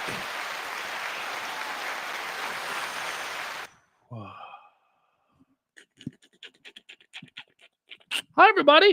All right. Part 2 of the show. Sorry about that. I don't understand. I'm trying to figure. Okay. So it's 82 degrees here. I'm trying to figure out why I am sweating so much. It is 82 degrees. It says it feels like 88 degrees, which isn't that bad. You guys there in Texas right now, Dallas is at 98. Feels like 104. No, thank you. Here I am. I'm sitting here at, it feels like 88. 82 feels like 88. I'm sweating like a pig. Now, here's the difference between our 80 feeling like 88 and North Texas 98 degrees that feels like 104. Humidity. Oh my God. I couldn't figure out. I'm sitting here. Remember, I had to take a break after like 5 minutes to put the air conditioning on because I didn't understand why it was only 80 degrees outside, but it was so hot in here and why I was sweating. Humidity. This humidity that we've been living in here. Yeah, the Great Inland Sea, man. I know we call it a lake, but that is not what the Great Lakes are. They are inland seas. They have their own weather patterns. They create humidity just like you would the Keys. If you're down in the Keys or, Norfolk, Virginia, or wherever, the terrible humid places that we have here. It's so bad. I'm sweating so nasty. Okay, so we'll get by it though. It's going to be another 2-shower day. Let me tell you something. I take a shower every morning when I wake up. Before I come downstairs, I have the living quarters here above the Kelly Moore Memorial Studios. Before I come down, every morning I jump in the shower and I put a coat of soap on, and sometimes I shave. Full metal shower is I'll shave the head and all that. But the daily shower is really just get clean. So I did that at like 8:15 this morning, and now here it is just after 2 o'clock in the afternoon, and I need another shower again because I've been sweating like a pig. You know who doesn't sweat like a pig because she's perfect? That would, of course, be Maddie. Let's talk to Maddie. Here we go.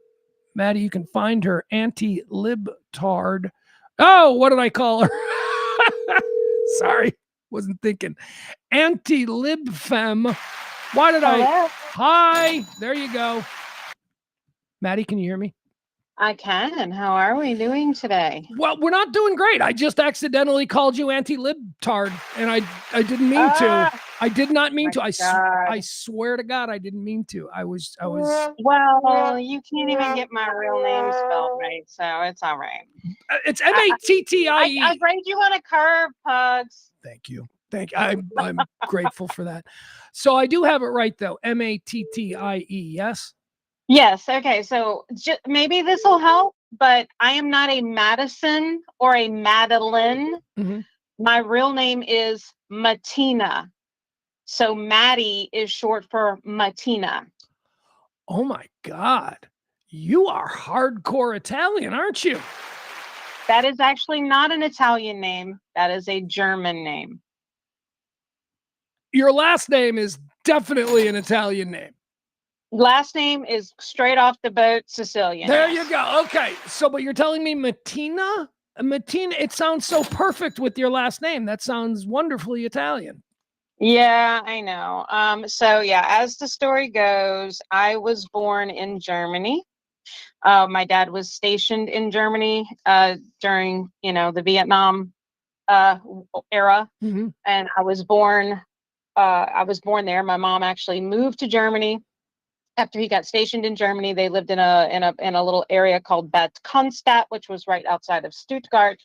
And they lived in off-base housing, and it was like a house that had been converted into 4 apartments, and they were the only Americans, and all 3 of their neighbors were one of these wonderful German people that they really liked. And apparently one of the couples had a daughter, and her name was Mattina. My mom liked the name, and also she liked it because most German names have an English an English version of it, like they say Brigida for Bridget or Kirsten for Kristen, and that was not that way. So she chose that name because she really liked the name. Matina. All right, hold on. Let me. It's spelled Matina. Matina, correct. Okay. Well, I just asked AI, and AI says you're Greek. That is a Greek name. Says in Western and Greek-speaking cultures, Matina is a feminine name with two primary evolutionary paths. Matina, you're devoted to Mars. You are a Nice. you are a warlike individual. Of course, Mars being the planet of war. It says Okay. it frequently serves as a short form of or diminutive form of Martina. Well, that would make sense. Matina from Martina. It also means the morning. The morning. It is closely tied to the Latin word matunitinus and the modern Italian word matatina, meaning of the morning or dawn. So here's what I think. I think your parents were inspired by a wonderful German couple who gave their German baby an Italian and Greek name. There you go. That's what I kind of think too. I couldn't agree more because I've obviously, as you can tell, I'm very well versed in this conversation. It has been a constant recurring theme throughout my entire life. And as a child, this was this name had so much weight that it was difficult to maneuver. And so my family largely called me Tina. And so I have always been a Tina. And then I moved to Dallas, Texas. And my first job when I lived in Dallas was I was the property manager of an apartment complex. And I had a gay leasing agent who I loved. And he wanted to call me Matt. And I was like, that's a really masculine sounding name. Why don't we do something about that? I'm open to suggestions. And he said, all right, we'll find Maddie. And then from that point forward, it's always just kind of stuck. So I've known you almost 20 years or so, close to that. And you've always been a Maddie to me. Do you prefer, and again, I don't want to waste any more time on this, but I'm interested. So, and it's my stream. Did you prefer Tina or Maddie? Which do you prefer, Maddie or Tina? I would think Maddie because you go with that. Yeah, no, I prefer Maddie, and now it's just it's my family. Everybody, I have very few family or like I can always tell if I've known somebody for a really long time, like from an old school, like like high school or something. If I bump into one of those losers, then they'll want to call me Tina or something like that. But yeah, no, all my favorite people that I interact with now all call me Maddie. I do not like, now this is, I don't want to offend anybody who may have this name, but I think many of us fall victim to this. I do not like the name Tina simply because I know a Tina who I hate. So the name Tina for me for about 40 years has been a name that I didn't like. There was a really mean girl that I knew when I was younger. She was a total bitch. And it's just ruined the name Tina for me. So I'm glad that you go with Maddie. Maddie is better. All right, what do you have on the plate today? Dazzle me with the stuff you're covering on your Twitch stream, anti-libfem there. You can see it on the screen. You can find her at Twitch, or you can follow her on any of her social media platforms. What's happening in Maddie's world? Well, we've been talking about a lot of stuff this week. Of course, largely we've dedicated a little bit of time to breaking down some of these primaries. I brought one to your attention earlier, but it didn't seem like something that caught your attention. I wasn't so much dialed into the primary aspect of it because it was a Republican primary, but I did think it was interesting because it certainly illuminated the mindset of the Trump Republicans. All right, well then go. Maddie is decidedly Maddie and I are the same. We both hate Trump. We just have different reasons. She has more tangible, politically based and ideological reasons. I just look at him and go, yeah, he's obviously a piece of shit. That's just the difference between you and I. So why don't you explain to me what it is you found so interesting about that particular Republican primary? Yeah, so this past week, there was several primaries. You talked about the one with the Wisconsin governor, but there's been 2 or 3 others. I want to say this one might have happened the week prior. It was around the same time as Abdul Al-Sayed. And so there was a Republican running for Michigan 8, and it was, Republican primary. He was the only guy. He was the guy. There were two guys that had registered to run for this Republican primary. One was a guy by the name of Tom Stevens, and the other one was a guy by the name of Amir Hassan. Amir Hassan was the Trump MAGA endorsed Republican candidate. He is a Navy veteran. He was born in Michigan, kind of like Abdul. He's not a naturalized citizen. He was born here, and Trump, endorsed him fully. The full weight of the Republican Party stood behind this man to nominate him for the Republican primary. Tom Stevens was an independent Republican who had zero budget. I think his total money that he raised during his campaign was $2,000, and I think he probably donated that to himself just to get some to do some social media or something like that. And largely, as the primary drove forward, he had no following, no engagement, no motion. He dropped out of the race, fully dropped out, because he realized it was just a losing battle, only to be surprised after the day of the primary that he had won. and come to find out, it was because even though Amir Hassan was the MAGA endorsed Republican, that when the Republicans showed up to cast their vote, they looked at his name and saw Muslim, and they voted for the white sounding guy. That's funny. So now Tom Stevens has to now run a real race. Oh no. Against the Democrat in Michigan 8, who is a very well-funded DNC candidate. He had no intentions of ever showing up to debate this guy or do the first fucking thing. So that's going to be an interesting one. I don't know. I'm a little curious. Turning attention to the other statewide race there that's got national sort of views or implications. El Sayed versus Mike Rogers is the Republican. He's the Mike Rogers. I like Mike Rogers. I like Mike Rogers, the TV guy. Hey, I don't remember him as a congressman. I remember when he lost, and then suddenly he became a fairly reasonable and common sense based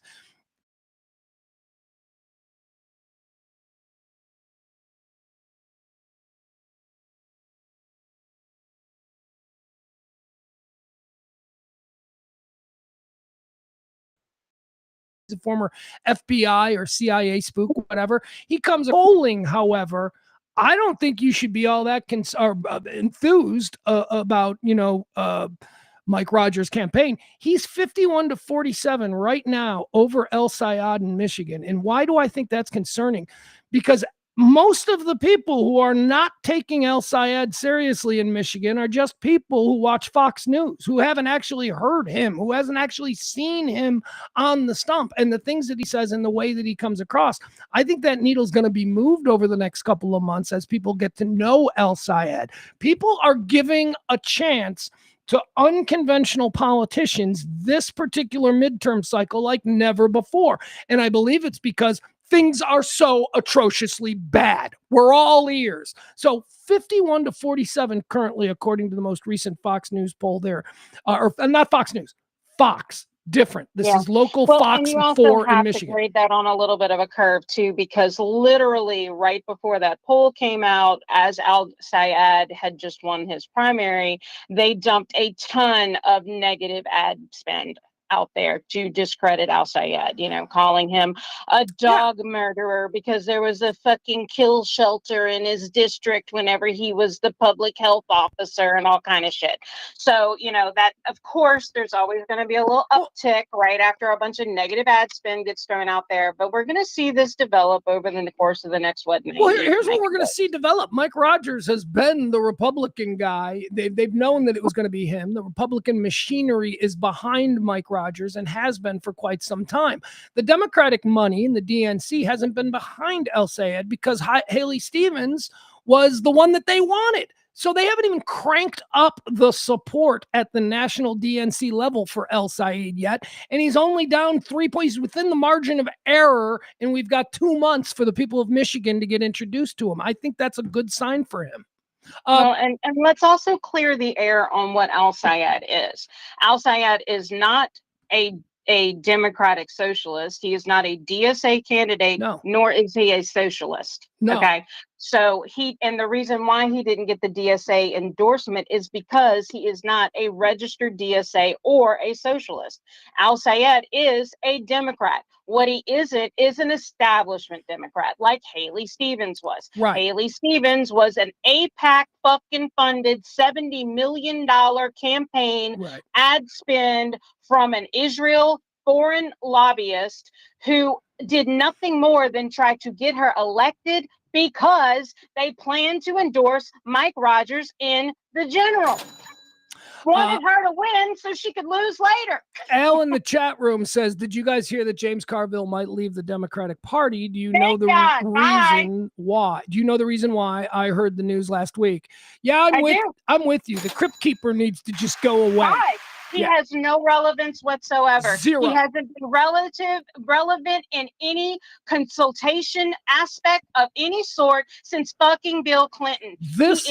He is an establishment Dem Dixiecrat from fucking 40 fucking decades ago that nobody gives a shit about. And the fact that Fox News continues to drag this man out of the grave and throw him on TV and ask his unauthentic opinions about the things that anybody expects to hear out of a DNC candidate today is absolutely absurd. Fuck James Carville and send him back wherever he needs to go. Yeah. What James Carville should be doing right now is spending some of his political capital to help the people of the fucking communities that he claims to give a whole fuck of shit about, like black people. He keeps talking about how his black friends won't like this. Well, you know what? Your black friends live in a state that has been gerrymandered to fuck. Why don't you go spend some political capital and really get out there and help your black friends, James Carville? But no, you don't want to do that because if you can't stick your neck out too far for fear it's going to get chopped off. So fuck off. Nobody cares about James Carville.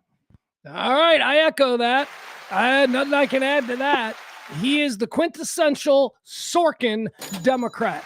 The Sorkin Democrat era is over. Everyone who thought The West Wing was a fucking documentary, you need to go away because that pie in the sky nonsense may have played in 1998, but it doesn't play anymore. Okay, we've moved He's got his old man panties in a twist because Hassan Piker is out there stumping and doing groundwork with candidates who are all about supporting and benefiting the working class. That's it. And the fact that Fox News and CNN and Scott Jennings and Sean Hannity and all these fucking pundits can't keep that boy's name out his mouth is ridiculous. He is a Twitch streamer. Why are you guys giving him so much fucking oxygen if y'all also think that he's the worst person on the planet? Why? Maddie joins us on this Friday. She's got a whole bunch of things in her head. You can follow her at LibFem on Twitter. You can catch her streams on Twitch. What else you got, Maddie? Non-political. Tell me something else. What's happening in your world? Well, I sent a little something over to you yesterday that I just thought was hysterical, and it is Cards Against Humanity. That seems to be trolling the fuck out of Elon Musk. Did you get that link I sent you yesterday, Pug? Yeah, I did. You told me about it. I'm all for anything that messes with Elon Musk. So go ahead. Tell me about what Cards Against Humanity is doing. Okay, so and they've always been what we know to be as a little irrelevant. I mean, not irrelevant, irreverent in their take and how provocative, right? Because it's Cards Against Humanity, and everybody loves that game. So I guess back in T1, when Trump was all this border wall nonsense, Cards Against Humanity put out something where you could donate. I think it was $15. You got a little expansion pack, like they gave you something for your $15. And then what they did is they bought a tract of land along the El Paso, the Texas border, because they, the mindset being if we own this as private property, they can't build something on top of it. It was gaming the system, but also a little bit of promotional thing because the average Cards Against Humanity, consumer would appreciate that kind of thing, right? So they bought this tract of land and it's been sitting there untouched. They didn't intend to build anything on it. It was there for the wild horses to roam on and things like that. Apparently, Elon Musk bought a bunch of land surrounding this area. And then he decided that he could just do whatever the fuck he wanted to do to this land. And he dug up a bunch of holes in it and dropped off a bunch of building materials and stuff like that because he was building his star base around there. Of course, they shot a bunch of rockets in the air and a bunch of space garbage landed on it. Basically, he violated the sanctity of this vacant, untouched, unmarred land. So Cards Against Humanity sued him. Then he tried to buy the land from them for pennies on the dollar, and they told him, go fuck yourself. And so now he's had to obviously clean this up. And so now that they've won the case and forced Elon off their land to go, fuck off with all of his shit, they've decided that they're going to build some sort of monument that would aptly describe their experience with Elon Musk, and they're encouraging people to send in, a drawing or a sketch or a rendering of what they think would be befitting of their opinion of Elon Musk and his space garbage being thrown all over their property. Okay. All right. Now, I saw a press conference yesterday where he was kind of mocking the people who had was that about this story? I tend to tune Elon out. Hold on. I'm watching a little video of Elon here. Enjoy this. Look at this. I don't know. I saw this bullshit too, and I thought, how dumb. I don't know. Yeah. Okay. So I hate Elon Musk. Any opportunity that I can to join in any sort of mockery of him, organized or disorganized, I'm all for. Elon Musk sucks. What else do you have? Yeah, so I wanted to bring this back up, and I'll be honest with you, I don't have much, and here's why. Nobody's talking about this shit. But remember last year, whenever Donald Trump announced that he was going to be hosting a series of spectacles for the masses, the breads and circuses for all of us working class adults. Hail Caesar. Hail Caesar. Well, he had his fucking MMA, let's watch the fighters fight moment. And, a massive bust, by the way, lost $31 million for the UFC. Massive bust, and then, of course, we know that there's going to be some sort of Grand Prix race driving around Washington, D.C. Probably some poor fucking pedestrian's going to get clipped by a car going 300 miles per hour. Let's all wait for that moment. Oh, you know what? Happen. Stop it. That's fun. Like the UFC race on the grounds or the UFC fight on the grounds of the White House absolutely sucked. But there's nothing wrong with Washington, D.C. hosting a Grand Prix race. Los Angeles does it. Chicago does it. Vegas does it. New York has done it. That's kind of cool. You're just being a hater on that one. Sure, why not? I love to be a hater. I don't give a shit. But the other, fuck it. I don't give a shit. I look, and I base my opinion off of what other people have said, and I've heard a lot of people saying they don't think it's a good fucking idea in Washington D.C. because it is a very commuter city. So is New York. There's a ton of fucking traffic. Well, Vegas isn't. And Miami that the roads isn't. are shitty there, and they think this is going to be a disaster. But whatever, don't matter. Look, I'm all for. So hold on, I'm all for some of the circuses. Some of the circuses are fun. Every president has provided circuses, whether it's some over-the-top lighting of a Christmas tree or a 4th of July fireworks celebration. Circuses are fine. The problem is that this guy seems to be trying to buy goodwill over all of his bad deeds by these, as you say, Caesar-like bread and circus events. Bread and circus. Yes. But also the other big problem with everything that he does is that is a half-assed, half-cocked fucking effort to begin with, which ultimately winds up falling apart in front of all of our faces. So that's that on that. But the big thing that happened, and I'm going to bring this back up because you brought it up last year, was the fucking Patriot games. Remember? Yeah. The two teams from each state, sounding very Hunger Games like, and people made that correlation. Well, guess what? It happened. Yeah. It already happened. Nobody cared. Nobody fucking talked about it. No. It was in Ashwatanga or something, Ohio. It was at Spire Academy there, which is a huge athlete factory. It took place from the 9th to the 11th. And the reason, if you want to know why it was barely talked about, is because apparently very little participation happened from any quote unquote public school students or anything like that. What it ultimately wound up being was a bunch of homeschool kids and private school kids who went to like these evangelical academies. If you look at the kids who participated in it, I'm just going to say this. You will find a common theme, and it will be obvious because there's not a lot of diversity in the mix. I'll just say it like that. No records fell is what you're trying to say. There were no records broken. Yeah, the activities were largely underwhelming. Because you need black kids for records to fall. That's all I'm saying. Thank you. You need some fucking great black athletes up there, okay? Yeah. And nobody even really knew what the sporting events were going to be. Like, there was very little explanation as to what these kids were going to go up there and do. Were they going to be chucking javelins? Were they going to be were they going to be track and fielding it? But no, apparently what they largely did was, and this was all that was explained, was they were military style events. Cool. Military style events. So my man was like, okay, so what they gonna be doing? Crawling under barbed wire on their elbows? Like, what does that mean? Nobody knows. Hold on, I'm looking at some pictures. The very first picture I pulled up has a very large black girl featured prominently. They made sure to get her in frame. The one. like the blacks for Trump at all of his speeches. Yes. They were like, okay, make sure to get her in frame because that's the one we got. The teens who applied, did a little video. I saw maybe 2 that went out on TikTok. And then of course, because they didn't get full scale participation, they wound up having to take some of these kids and assigning them to states that they weren't even from.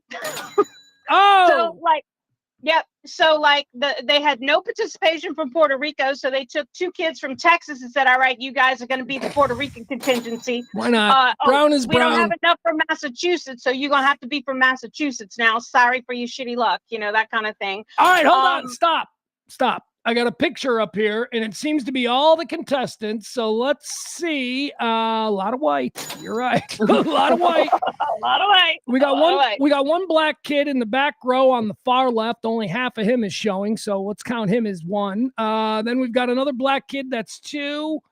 All right, second row. This kid is swarthy. Let's call him brown. Let's see. He's in the brown. He's in the brown. Oh, we got another black dude. A black dude with a medal. So, yeah, Bob. 2 kids from 50 states. We had 100 and something plus kids. We got a solid 3.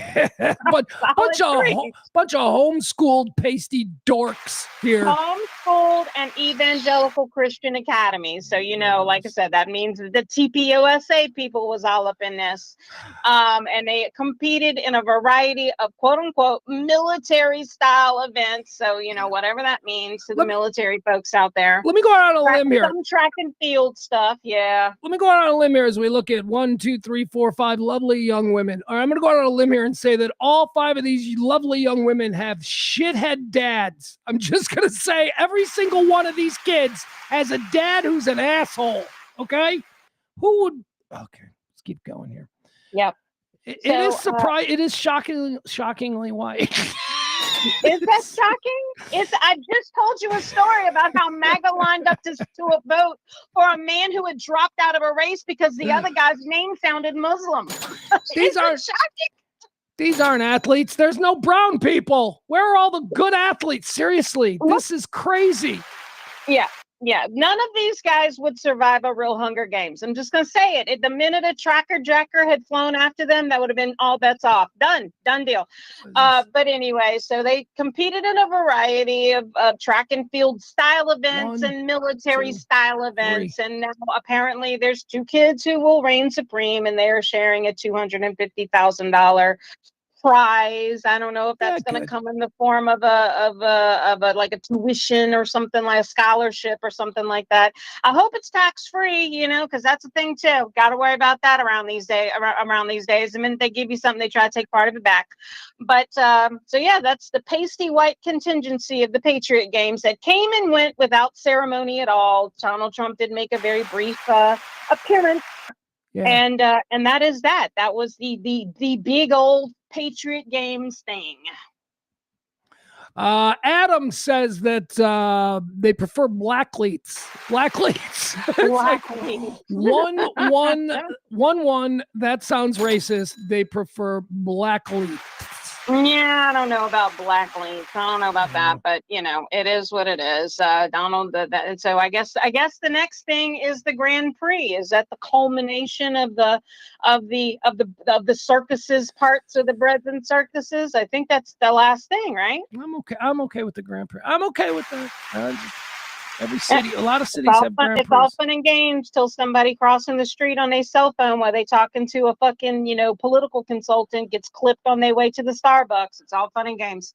But yeah, we'll see what happens with that. All right, Maddie, give me when we can hear you next. Let's wrap this up. When was the next time we can hear your live stream there on Twitch, and how do we follow you and all that? Sunday night, 7:30. I'll be covering some of this stuff and some more great topics. We get a little more provocative on my channel. We talk about some more things. I do plan on talking about Jesse Butler, but I didn't want to get into Jesse Butler with you because I don't know. I don't think we're going to see eye to eye on that. I don't know. Well, I don't know. I'd have to refresh myself with the Jesse Butler. This is apparently some guy that I covered, one of the millions of stories that I cover in just stream of consciousness. I don't even remember what it was. Maddie reminded me yesterday that we had opposing points of view. So 7:30 on Monday on Twitch. No, Sunday. Sunday. I'm sorry, 7:30 Sunday. Tuesday, Thursday, and Sunday. Correct. So maybe if I'm free Sunday, I come on and you explain Jesse Butler to me, and we see if I am consistent in the way I feel about this story. Well, from my perspective, I think the problem is that you will be consistent. Well, because I don't know, you said something about we were in a fight. I don't think we're in a fight, but we did not see eye to eye on Mario Batali yesterday. That's what you were remembering. You were going back to the Mario Batali thing. You and me are never in a fight. We're just two people who like each other, who see things differently on occasion. It's not a fight. It's like I don't live in that world where I couldn't have the friends that I have if I just. Here's my thing. I think I'm right, and I'm aware that everyone else in the world is wrong, and so I just operate under that, and it's fine. I can't go to war with everybody who's wrong. Yeah. Well, I think that it's important to be a rational human being and realize that you can agree to disagree, but also that two truths can be true at the same time. Right? That's right. Oh, that's a wonderful way of saying it. Well, Yeah. I heard something yesterday I thought was really good. I thought I try to write down cool sayings. I liked what you just said there. Yeah. Anyway. Two truths can be true at the same time. So, you know, it's important to critically think about stuff. But yeah, we diverged on Mario Batali yesterday. Here's something I heard yesterday that I thought, oh my God, that's great. I want to use that. All right. So I heard this. Problems divide us. Scary problems unite us. Thought that was interesting. I don't know if I agree with that, though, because we're constantly being faced with a bunch of really scary problems, and what seems to be happening is more fracturing. See, but this is where the disconnect comes between you and me. The things that you think are scary problems are just everyday problems. Scary problems are big, scary problems. Like, I think of like after 9/11. That's the context of what this was. I would agree. Yeah, 9/11 was a huge. That was a real problem. Moment. That was suddenly a very real problem that we were dealing with. Not the guy across the street votes differently than me. Those are not real problems. Those are the problems that divide us. So anyway, I thought that struck me. I thought that was interesting.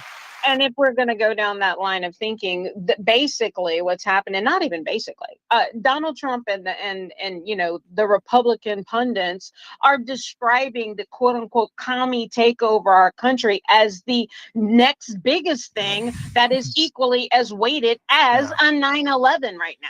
I've been saying this for a long time now, since the beginning of this. we'll call it a cold civil war here in this country, because it is a cold civil war at this point. I've been saying that, the thing that's going to fix everything is when the aliens come, because that's going to be the problem, that all of us humans are going to stop hating the guy who voted for Kamala across the street, and we're going to go, hey, wait a second. We're all in this together. So that's the thing that's going to solve it. That's the thing that's going to fix humanity, when the aliens finally show up. But don't you realize that that's what they're already doing? Except in your worldview, you're talking about this from the aspect of an actual alien from another planet. Yes! So what they're actually Big doing difference. is they're taking the same mindset and they're painting Muslim as that problem. And that's what's happening. They're wanting us to unite against the brown people. Bigger problem, the guy who cut your lawn not being here legally, or a spaceship from another dimension suddenly hovering over Washington, D.C.? What's the bigger problem? That's my whole point. Yeah. Independence Day happening and playing out in real life. Right. Exactly. But yeah. Hold on. My box is broken. All right. Yeah, that's just not gonna. It's just gonna stick with the applause. All right, Maddie, we got to wrap this up. Why? Because I've got to reboot my system here. All right, we'll see you on Sunday night. Yeah. Okay. Sounds great. Thank you guys, and y'all have a great weekend. And I'll see you next week. And I love that I'm walking out to a round of applause. Well, we've got no choice here. All right. Thank you, Maddie. All right, bye. There she goes. We'll talk to her again next week. All right, guys. Hold on. You hear that? I got to do something.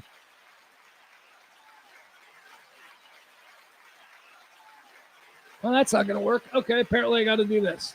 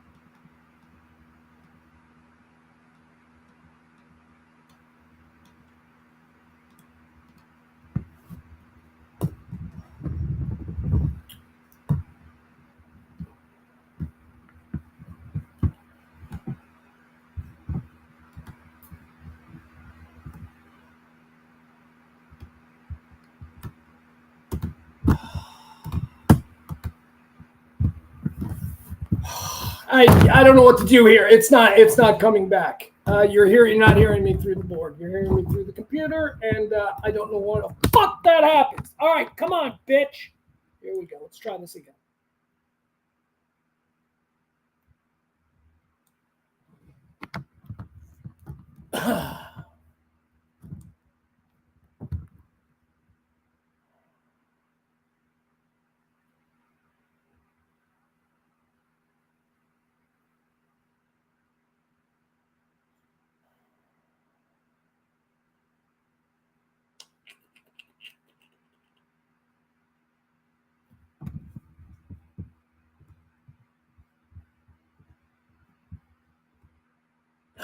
No, it's just not.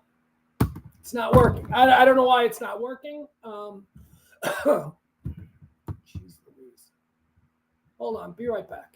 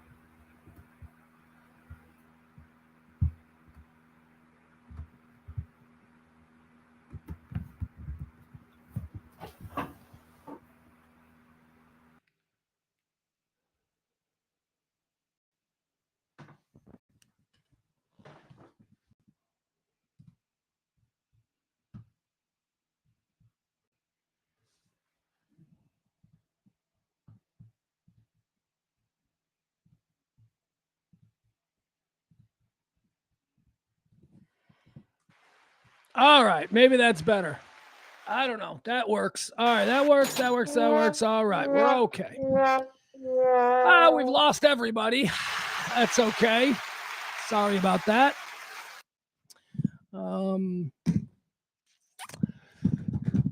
Peter tipped the show while we were down. Peter dropped another $10. Thank you, Peter. I don't, I'm not going to tell you to stop because the show needs all the help that we can get.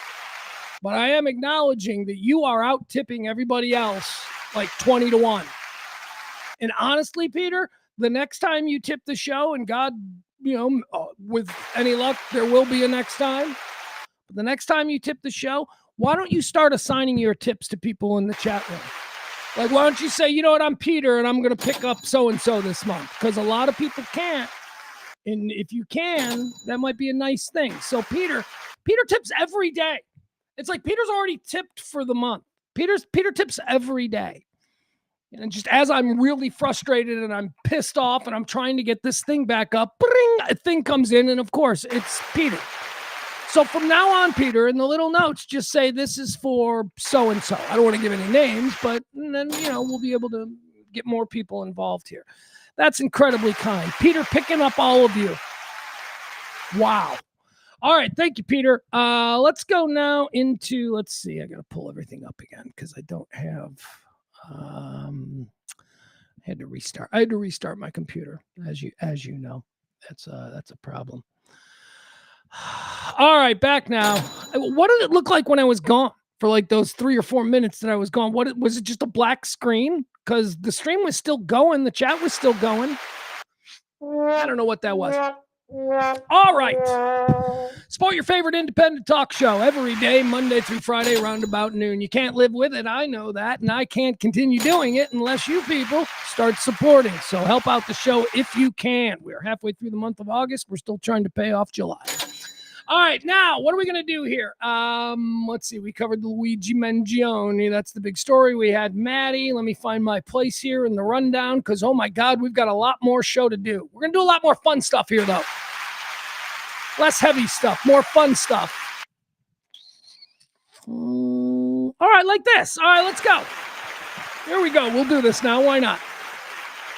It is the weekend coming up, and some of you here in the Chicagoland area, we're just going to get nothing but storms. It's going to be stormy all weekend. That's okay because I got a lot of stuff that I can do here in the studio, right? I don't need to be out running around. I got a lot of stuff that I can do. And there's nothing better than a rainy Saturday afternoon to get done a whole bunch of things that you would normally want to do.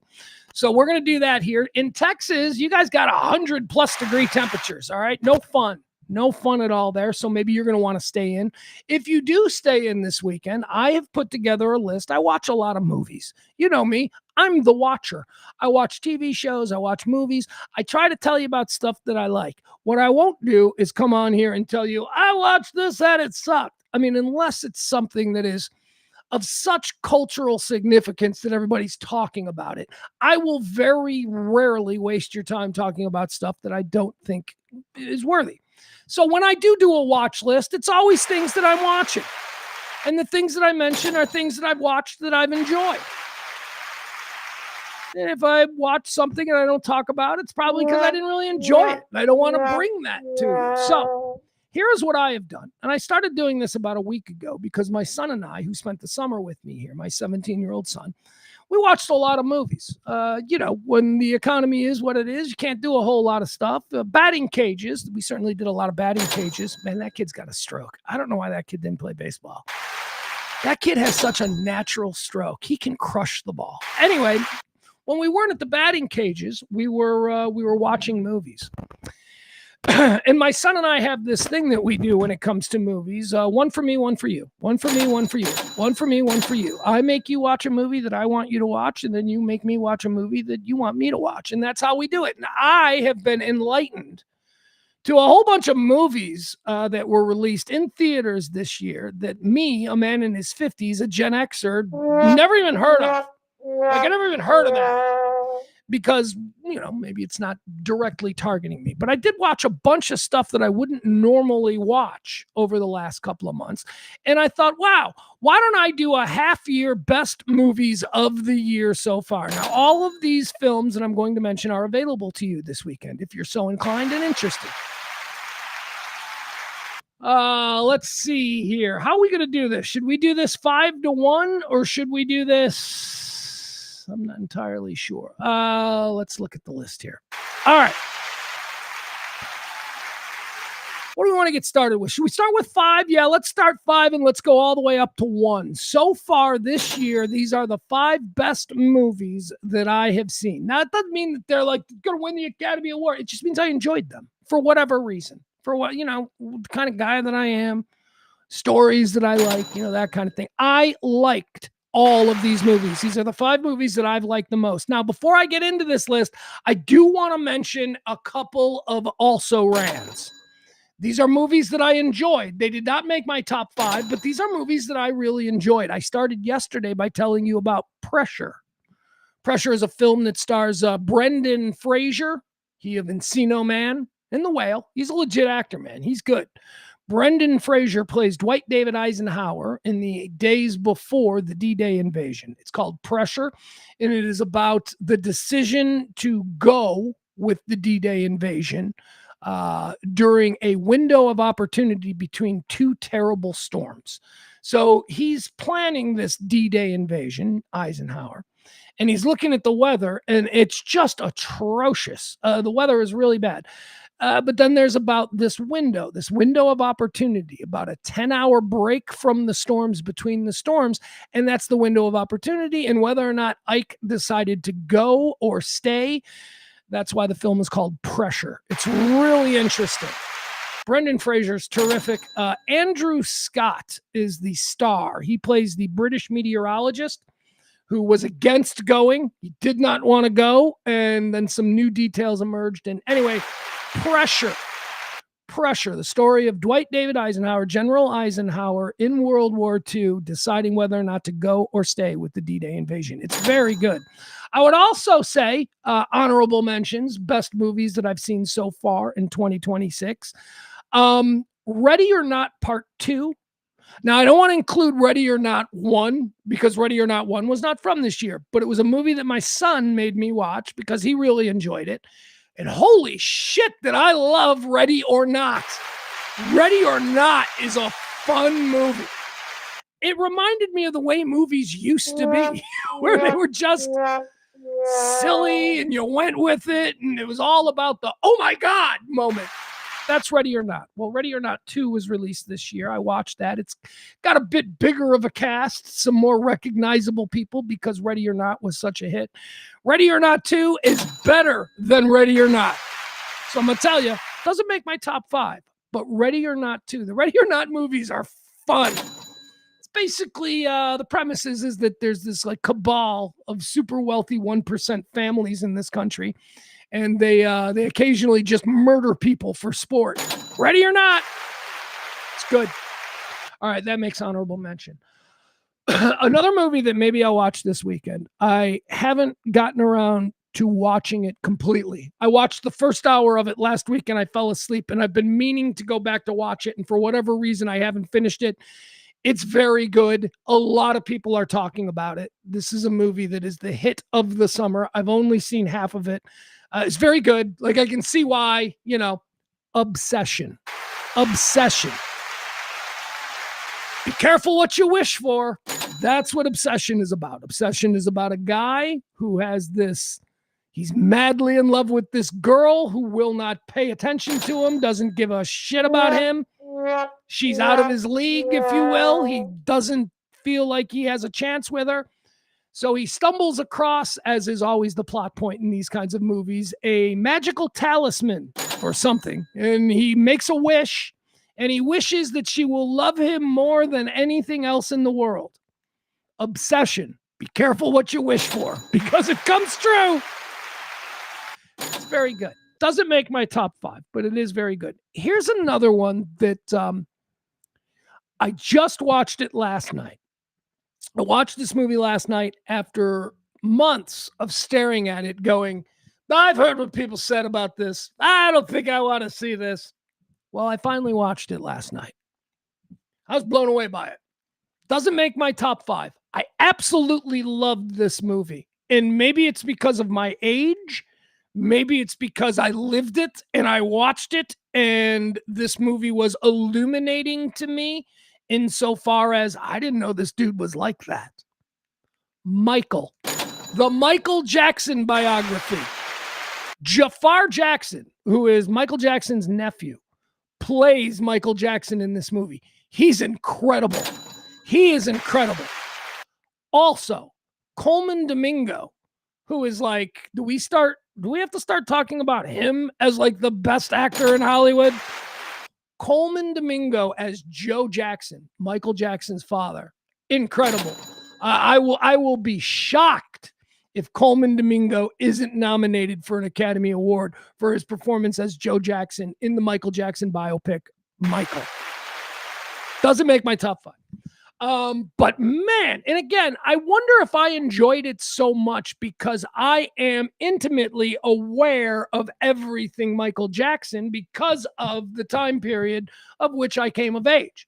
Michael Jackson, there was nobody bigger in the 1980s than Michael Jackson. I mean, I remember Michael Jackson, the cartoons, watching him as a kid with the Jackson 5.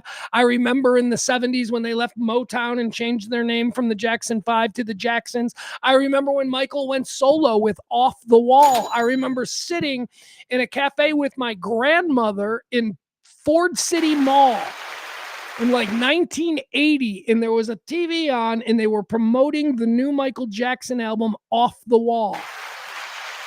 I remember buying the Michael Jackson album, Off the Wall. I remember thinking Can't Stop Till You Get Enough was like the greatest song ever written. And then he exploded. Then the Thriller, then The Bad, then all that was Michael Jackson. And it was shrouded in mystery. Had no idea what kind of a dude Michael Jackson was. My perception of Michael Jackson is that he went around like a space alien being all weird all the time.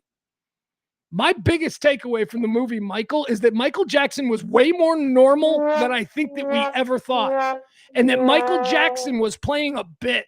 That whole thing about him being mysterious and Elephant Man bones and all the weird shit, that was all done performatively for the public cameras. When Michael Jackson was home, he was a shark in the business, in the boardroom.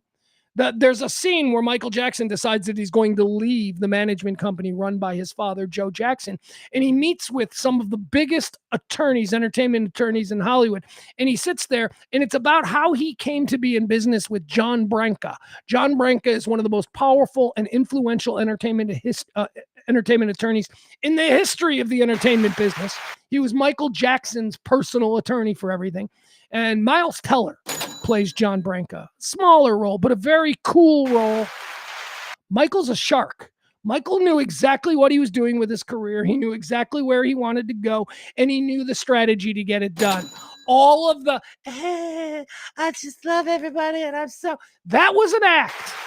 That was an act. And that was the most mind-blowing thing about watching the biopic Michael. To see him depicted as just a normal dude who's like super famous. I really enjoyed the film. Michael, okay? Now, again, I enjoyed it because that depiction of Michael went against everything that I thought to have been etched in stone about him. I thought I knew that he was just this. He never spoke. He didn't do any drugs. He didn't drink. Michael Jackson drank a lot. Michael Jackson liked booze, okay? He would get his drink on. By the way, a drunk Michael Jackson, that must have been something, huh? Anyway, those are my honorable mentions, okay? Michael, which I really enjoyed. God, the music. The music in Michael. I mean, I know it's all Michael Jackson music, but I don't think that I've listened to Michael Jackson music in quite some time. I think that it's just one of those things that we take for granted. That, Michael Jackson music is like Christmas music. Like, I don't hear a Michael Jackson song and react the way, I maybe hear a Boston song that I haven't heard in a while. Oh, this is a banger. And we take Michael Jackson music for granted because it's been everywhere for so long. It's like Christmas music. Last night I'm just watching the movie and it is wall-to-wall Michael Jackson music. And I'm like, this guy was legit. These are legit all-time bangers. By the way, here's the other thing that I found interesting about watching Michael. I had the closed captions on because I watch everything with closed captions because that's the only way to watch TV now. That's another thing that Gen Z taught me. Closed captions for everything, especially if you're watching a lot of British TV. Closed captioning really helps. I'm watching Michael last night with the closed captioning on, and for the first time ever, I read the lyrics to his songs. I'm going to say I don't think you know the lyrics to Billie Jean. I don't think you know the lyrics to Thriller. I don't think you know the lyrics to Beat It, okay? Because I didn't. Because my whole life, beat it, beat it, beat it, beat it, born and pick a did it, right? Nobody know what the fuck Michael Jackson was saying. He didn't sing in a way that articulated the lyrics. It's all just about groove and tone. He had that tone. He could have been singing gibberish. It didn't matter. Anyway, I got to read the lyrics to Beat It. And I was like, oh, I didn't know that's what this song was about. Beat It was about gang violence. It was about bringing the Crips and the Bloods together. I had no idea. So I read the lyrics. Anyway, there you go. Michael, Pressure, which is the story of Dwight David Eisenhower, Ready or Not 2, and Obsession, which is the big hit of the year so far. Or at least sleeper, summer hit, Obsession. All right, those are your honorable mentions. All right, let's get into my actual 5 movies that I've seen so far in 2026 that I think are worth your time, okay? Are you ready? Let's start out with, here, let's do this one. This will be the first one. Coming in at number 5, because is that right? Yeah, that's right. All right, here we go. Coming in at number 5 on my list of the 5 best movies of 2026 so far, Disclosure Day. Yeah, had to get Disclosure Day in here. Why? Couple of reasons. One, it's a movie about disclosure, which is, when do we let all the peasants know that there are aliens and that we've been dealing with them for years? That's disclosure. That's what this movie is about. Okay, so right from the start, it appeals to me as far as content and story. Secondly, I come from the 80s. I'm Gen X. You telling me Steven Spielberg's going to make a big spacey movie? I'm there, okay? Spielberg, Hollywood, this is my childhood. This is movie making. Number 5 on my list of the best films of 2026, Steven Spielberg's Disclosure. Disclosure. All right, here we go. Number 4 on our list. Let's see what we got here. This movie, it's number 4, but I feel like it should be a little bit higher because I just loved this film. I've seen it twice. It is the only movie on the list that I have watched twice. And again, maybe this has much to do with the fact that Sam Rockwell is my favorite current actor in all of Hollywood. Number 4 on the movies I've enjoyed most, aka the best movies of 2026 so far. Good luck, have fun, don't die. Sam Rockwell plays a time traveler who's caught in a time loop, whose job it is to time travel back to this Los Angeles diner, where there is a group of people in this diner, and within this group of people in this diner is the perfect group that can save humanity. There's like 4 people in this diner that if you can get these 4 people together, humanity will be saved. He comes from the future where humanity definitely needs saving. So Sam Rockwell keeps time looping back to this diner to try and do these missions with 4 more people before finally finding the 4 that can save humanity. That is the premise of Good Luck, Have Fun, Don't Die. And it is Sam Rockwell at Sam Rockwell's best. He is so good. My favorite Sam Rockwell movie. I shouldn't say at his best. My favorite Sam Rockwell movie, my favorite Sam Rockwell performance is Jojo Rabbit. Oh my God, I love that movie so much. Jojo Rabbit. All right, number 4. Number 5 was Disclosure Day, a big old classic Spielberg theatrical summer release. Number 4, Good Luck, Have Fun, Don't Die, which is, as I say, the only movie here in this list that I've seen more than once in 2026. Number 3, let's bring us to number 3, the third best film of 2026 so far, at least insofar as me and my tastes and what I enjoyed. Here's what I enjoyed most about this movie. I waited to watch it with my 17-year-old son because this was going to be one of I told you about how I watch movies with my kid, one for me, one for him. Before he even got here this summer, I'd been waiting to see this movie because this was going to be our one for me in our one for me, one for him thing. So I made him watch this movie. And when you have high expectations or you really want to expose your child to something, you're really setting yourself up to be pissed. Because the kid might be like, I don't want to watch this. Or worse yet, which is what my kid does from time to time. They'll watch it, but they'll just make fun of it. They'll just everything like, oh, I'm sure that would happen. That's not good. So I was a little bit worried about this movie. Number 3 on our list of my so far 5 best films of 2026. Because it meant a lot to me. I thought it was going to mean a lot to me. And we watched it, and my 17-year-old son loved it. He loved it. What he said to me, and not just afterwards, like immediately following as the credits roll, he might go, that was good, and then never mention it again. No, he brought it up multiple times, like weeks into it. And then I'm looking at his Spotify list, and I'm like, holy shit, he really did like this movie. My number 3 favorite movie of the year so far is the Bruce Springsteen bio, Deliver Me From Nowhere. The story of how Bruce Springsteen, back when he was in the throes of depression, wrote 2 albums at the same time in his bedroom, all by himself. One of those albums is a critical and artistic masterpiece that music experts hold up as one of the greatest albums ever done.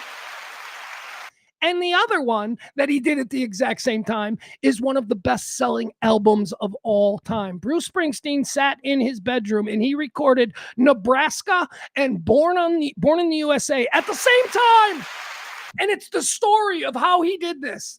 How he went from writing something like State Trooper on Nebraska or Atlantic City, something so deep and so dark and so poetic and so moving. And then, I'm going down on Born in the USA. I'm going down, down, down. Talk about prolific. Talk about unbelievable talent. He knew the record company wanted him to have a follow-up for Born to Run and all that. He was coming off the tour supporting Born to Run. The record company was like, man, you had your first hit. We need to start pumping this. So he knew that they needed an album of hits. But he also wanted to write Nebraska. And he did it at the same time. Unbelievable story if you like music. And by the way, Jeremy Allen White is terrific as Bruce. He's terrific. He got the whole vibe. He got the whole unaffected, humble, but also knows they're great. Knows they're doing something that is better than what other people do, but also humble about it. So number 3 on my list of the best films so far, the Bruce Springsteen story. Again, it's not a bio. It doesn't take him from childhood to, his old age. No, it is just about a very specific period of time in Bruce Springsteen's career in 1980 when he was writing both Nebraska and Born in the USA at the same time in solitary confinement. It's basically what he did. That's number 3. All right, recapping now. My 5 best movies so far of 2026. Number 5, Steven Spielberg's Disclosure Day. Number 4, Good Luck, Have Fun, Don't Die. Number 3, Deliver Me From Nowhere. How Bruce Springsteen wrote 2 albums, a critical masterpiece in Nebraska, and a cultural commercial icon, Nick album, Born in the USA. Did it at the same freaking time. Those are 2 totally different mindsets. Unbelievable. Number 2 on my list. Number 2 on my list could have been number 1 because number 2 and number 1 are 2 films that I watched this year. Both of them suggested to me by my 17-year-old son. Movies that I would never have watched on my own that I watched, and they now occupy the first and the second place on my best movies so far of 2026. 2 could be number 1. 1 could be number 2. I just finalized it this way. Number 2. The Furious. I talked about this a couple of weeks ago when I first watched it with my son. The Furious is, imagine if all of those Liam Neeson movies, the Taken movies, imagine if they were cool. that's kind of, not that Liam Neeson in those Taken movies aren't cool, but they've been milking that cow. A little bit. The Furious is essentially the same story. It's the story of a father whose daughter is taken. It's the Hong Kong karate, that whole thing. His daughter is taken by some, sex trafficking organization, and this father, who is a mute, he doesn't speak. He must save his daughter. Anyway, the fight scenes. Okay, first of all, like the fight scenes, that's what you're coming for. You're coming for this crazy, incredible. The fight scenes in the action in the Furious is incredible, but also the story's tremendous. Story's great. The dialogue's great. It's not just hi-ya. I mean, it is good. It is really good. The Furious, as I say, premise, same kind of premise as Taken, same kind of vibe, just way cooler. Way cooler. The Furious comes in at number 2 on my list of favorite movies so far in 2026. So this brings us to number 1. And as I say, number 1 could have been number 2. Number 2 could have been number 1. Number 3, I don't include in there because that's very personal. The reason that I love Deliver Me From Nowhere is very personal, and it has a lot to do with the fact that my son also really liked the movie, really found it super interesting. So I wouldn't include 3, but 2 and 1 you could sort of flip in any order that you want here, I suppose. But number one I do need to talk about, because there hasn't been a movie, and this is why I put it at number 1, because of all the movies that I've seen, this is the one that I went, I don't know what the hell I just watched. I don't know what that was, but man, can I buy a ticket for that ride again? I'll get on that ride again. This is a movie that I spent, hours on AI and reading all of these articles about what the hell is really happening in this. What does this mean? The best movie so far of 2026 that I've seen is Backrooms. Backrooms. Buckle up, man. I am telling you. Here's what I've heard people compare Backrooms to. And I get angry at this because there's no comparison at all. People compare Backrooms to Inception. I don't know if you've seen Christopher Nolan's Inception. Maybe you're like me. Maybe you only saw about 40 minutes of it and went, fucking Christopher Nolan sucks. He is so overrated. What the fuck? Inception's a terrible movie. It's a visually stunning film. It looks really cool.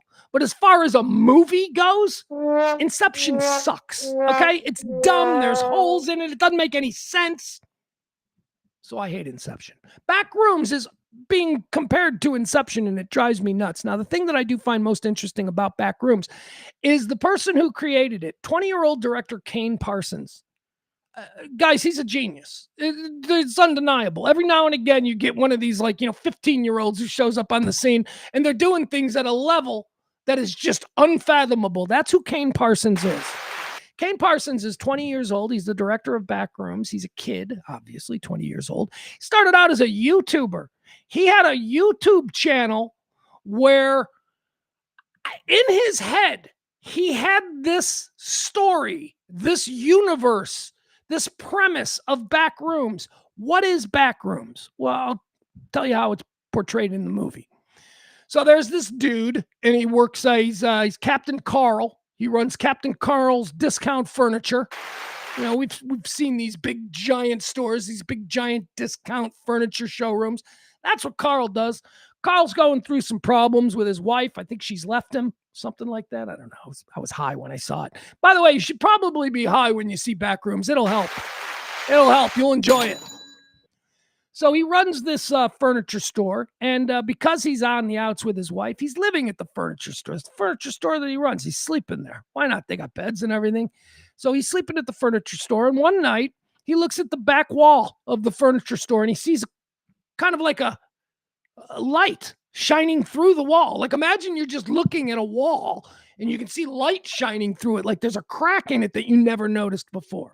So he goes up to the crack in the wall, and guess what? He falls through. He goes right through, like into another dimension. Like there's this whole, he's now in this heretofore unknown of back room of his furniture store. And it's like this giant empty, office building almost with cubicles and weird stairways. And And he starts to explore these back rooms that he didn't know existed behind his furniture store. And it starts to get wild when he starts to realize that these back rooms go on for hundreds and hundreds of miles. There is no end. This is not a real dimension that he is in. Anyway, I don't know what Backrooms was about, but I can tell you I enjoyed that movie more than any of the other movies that I saw. It's number one on my list of best films so far.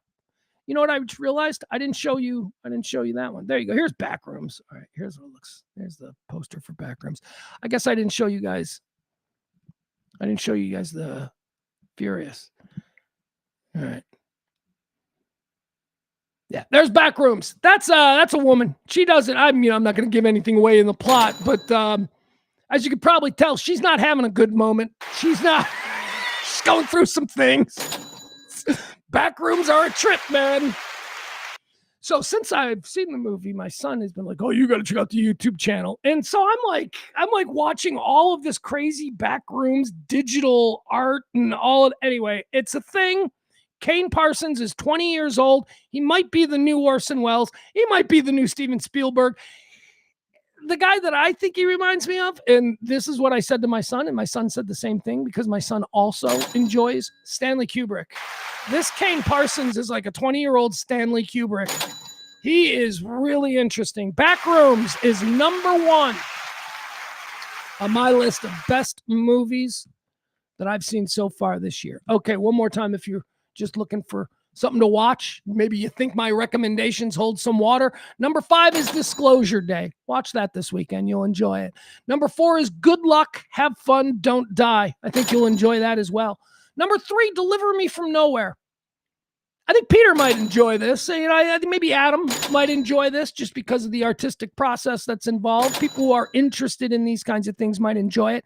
But if you're not, then it's going to be real boring. So you're going to be really bored with Deliver Me From Nowhere if you're not a Springsteen fan and if you're not interested at all in the sort of prolific artistic process of some of our current geniuses. That's number 3, Deliver Me From Nowhere. Number 2 is The Furious. I don't think I got to give Furious their love, right? You got to make sure we see what I don't think I put this one up. Here we go. Let's see what their movie poster looks like. Well, it looks pretty much like you'd expect the Furious' movie poster to look like. Yeah, just a bunch of guys. Hi-ya!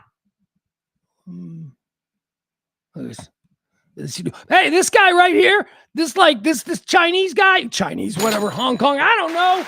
I'm a white guy. And they're not white guys, they're from Asia. This guy right here, he's awesome. This guy is so awesome. I love him. All right, The Furious comes in at number 2. 3 is Deliver Me From Nowhere. 2 is The Furious. And number 1 is Backrooms. All right, that's going to do it for our top 5. I hope you enjoyed it. Took me a couple of weeks to put it together. Honestly, as I sit here and think about this, the Michael Jackson biopic could be in that list. It really could. It's fresh in my mind because I watched it last night. But Michael, if you grew up with Michael Jackson, you are probably like me. You have a feeling about who he was as a dude. This movie will change that. This movie will make you go, oh, wait, he wasn't a space alien? You mean that he was actually kind of a normal guy at times? The monkey stuff, by the way, the stuff with Bubbles in the Michael movie, great. Love it. Loved all the monkey stuff. I think it's CGI, though. I don't think it's a real monkey because they get Bubbles to do shit in the Michael movie that I don't think they could have gotten a chimp to do. Anyway, there you have it. Those are the 5 best movies of the day so far.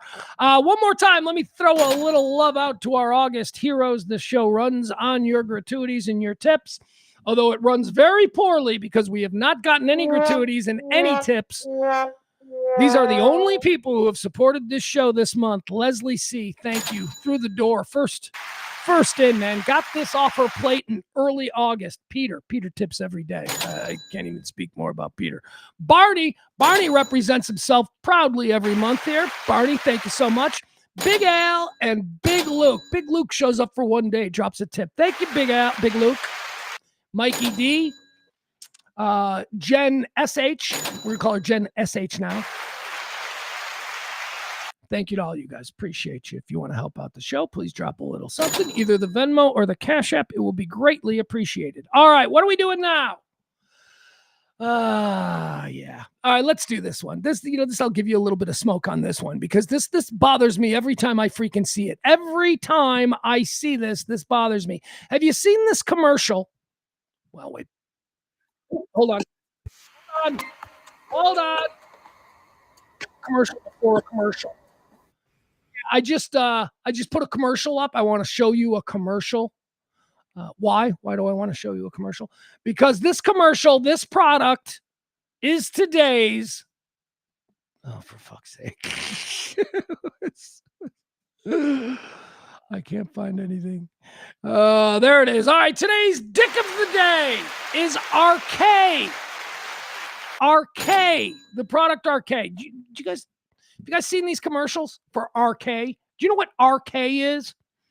RK is zero alcohol, zero proof booze. So if you want to drink whiskey, but don't want any of those pesky whiskey side effects, you drink RK. So if you want to drink vodka straight from the bottle, because that's delicious, it's RK.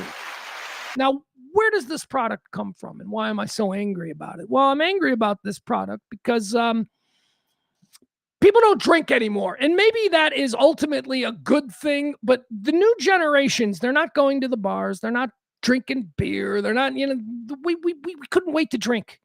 When I was 15 years old, I'm going to parties, getting shit-faced every Friday and Saturday night at 15. I got a 17-year-old kid who doesn't go to keggers. They don't exist.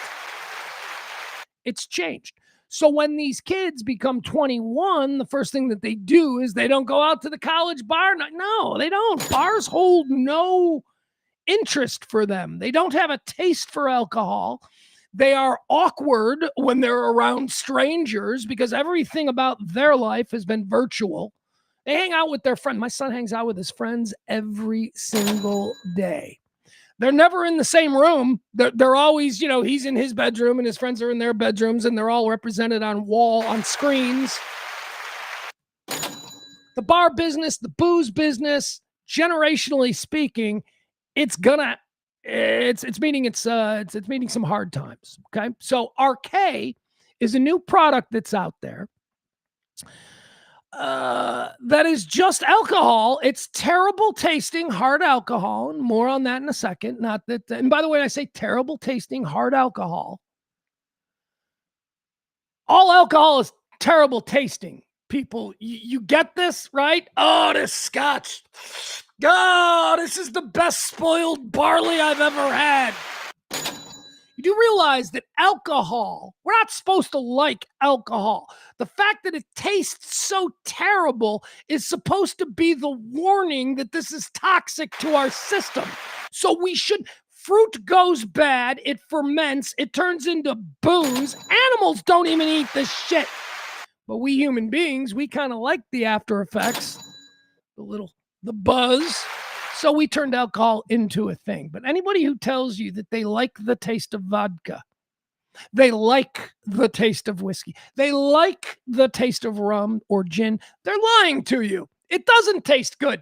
That's why we have mixed drinks, okay? That's why the screwdriver is like the entry-level drink for everybody, because vodka tastes like ass and orange juice makes it taste less like ass, okay? We flavor our whiskeys and our boozes because it tastes terrible. So along comes RK. RK is trying to target the Gen Z poser who wants to pretend like they're all grows up, but they don't like the hangovers or they don't like what. Here's a commercial. And every time I see this commercial for RK, I get angry. I get angry at the state of the world. Watch this commercial. It is the height of absurdity for me. Here we go. RK. Well, here we go. All right. Last night, you drank vodka. You texted your ex. You danced on a bar. You should feel terrible, but you don't, because you didn't actually do any of those things. You were drinking RK, the world's first zero-proof spirit that tastes like the real thing. All the flavor, all the burn, none of the bad. That's not a good thing. Why are we preaching all the flavor? There's no fucking flavor to vodka. It tastes like shit. That's why you water it down with ice cubes or tonic or some kind of fruity thing. Their contention is false from the beginning. Their contention is, there's a whole bunch of people out there who are missing that lovely taste of whiskey. Nobody wants fucking whiskey that isn't gonna get you drunk, okay? We put up with the taste because we like the effects.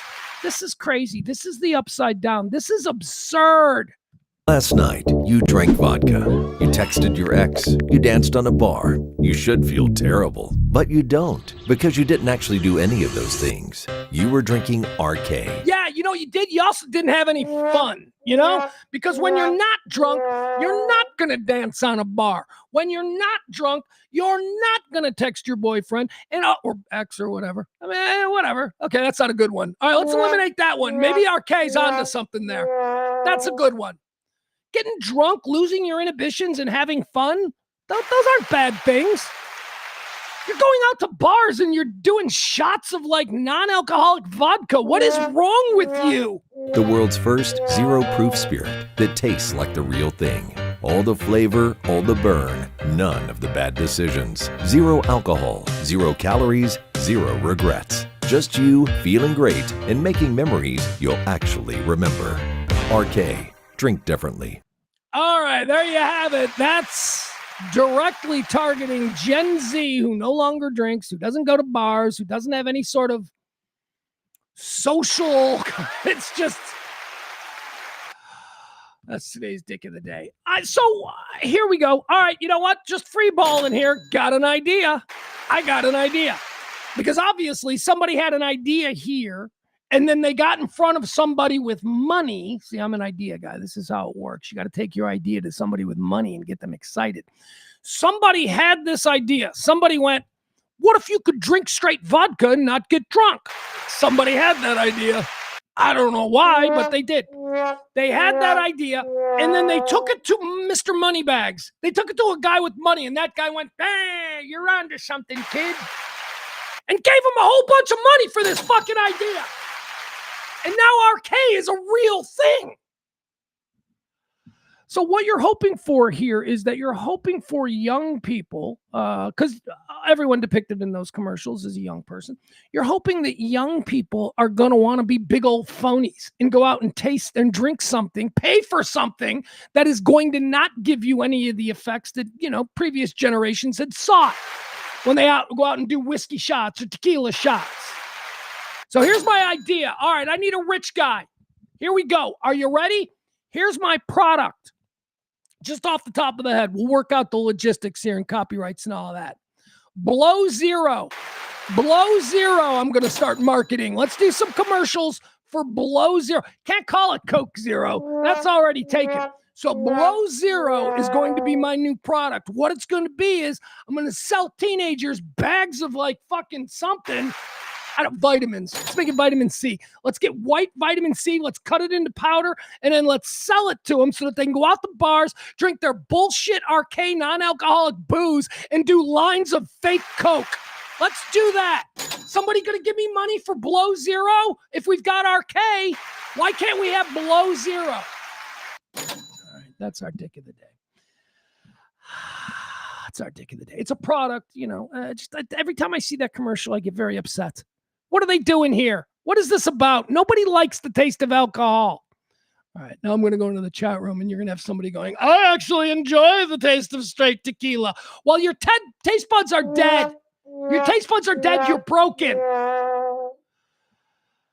All right, Peter, this is different. Peter, I as well have always liked the taste of beer. My daddy raised me on Bud and Shiner.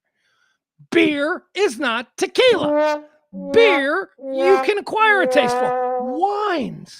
Wines are delicious, delightful. Ooh, isn't that nice? Wines, beers. We're not talking about spirits, okay? We're talking spirits are booze. Spirits is tequila. Spirits is whiskey, vodka, gin, rum. That's what we're talking about. Maddie says, I don't drink, so I don't have any perspective here. Okay, well, thanks for wasting everybody's time with that. Let's see here. Peter also says, I remember when Shiner came in returnable glass bottles, you got money back for bringing the bottles back way before recycling was a thing. Peter also says, Peter gets all of his shit, anything Peter wants to say, because again, he's tipping for all of you folks. Peter says, I still remember milk and eggs being delivered. Yeah, well, I come from a milk family. My grandpa, my first jobs were working on a milk truck, doing home delivery. I remember that too. That would be something cool. That's something for a better economy, though.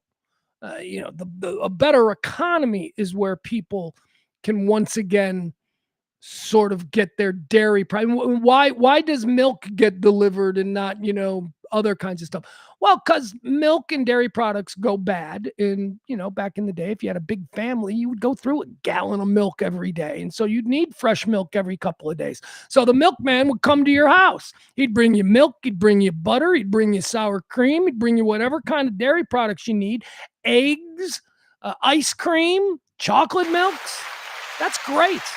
The neighborhood milkman, when we were a community, I used to go on my grandpa's routes. My grandpa had a lot of the South Side, but we would pull up in front of somebody's house at like 8:30 in the morning on a Wednesday and just walk right in. Now, again, this is like 1979. He didn't knock. He was the milkman. He walked right in the back door.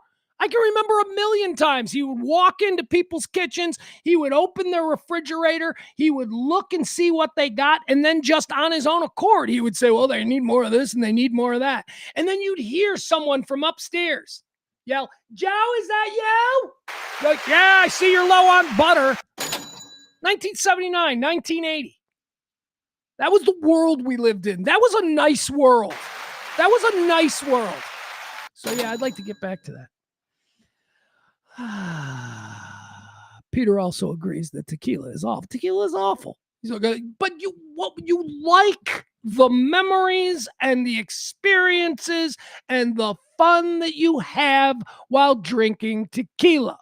If somebody gave you a little shot of apple juice and then a little shot of tequila, and you were to do both and tell me that you think the tequila tastes better, I'd call you a liar. Tequila is terrible tasting. Adam, it's going to just throw a wrench in this whole thing. He says, so really you're saying you don't like shit liquor? My drink, if I'm out drinking, I will drink a beer, which I will always have a bottle of beer in my hand. Just that's showy, right? That's, how you doing? Clink. You never know when you're going to have to, hey, buddy, you're going to have something like that. But because I'm working a buzz, I will also usually have a scotch glass filled with straight Jameson whiskey. Now, I don't drink that because it tastes good. Jameson does not taste good. Jameson is great whiskey. It's great Irish whiskey, but it doesn't taste good. So when Adam says, so really you're saying you don't like shit liquor? All liquor is shit, is what I'm saying. Nothing tastes delicious. It's spoiled fruit. Our body's reaction, the way our taste buds react to it, is based on our body saying, this is toxic. You shouldn't be putting this in your body. So I make no discrepancy or distinction, I should say, between good liquor and shit liquor. It's all shit. Now, they've convinced you that some bottles of whiskey cost $500 and some cost $20. That's on you. That's on you, my guy. It was a nice world. You know why it was a nice world? Because we didn't know anything. We went about in total ignorance and oblivion. We didn't have, all of this. Oh, horrible things are happening. They're always happening. We had news that came on at 10 o'clock and 5 o'clock in the evening. That's it. We got a newspaper that we looked over. That was it.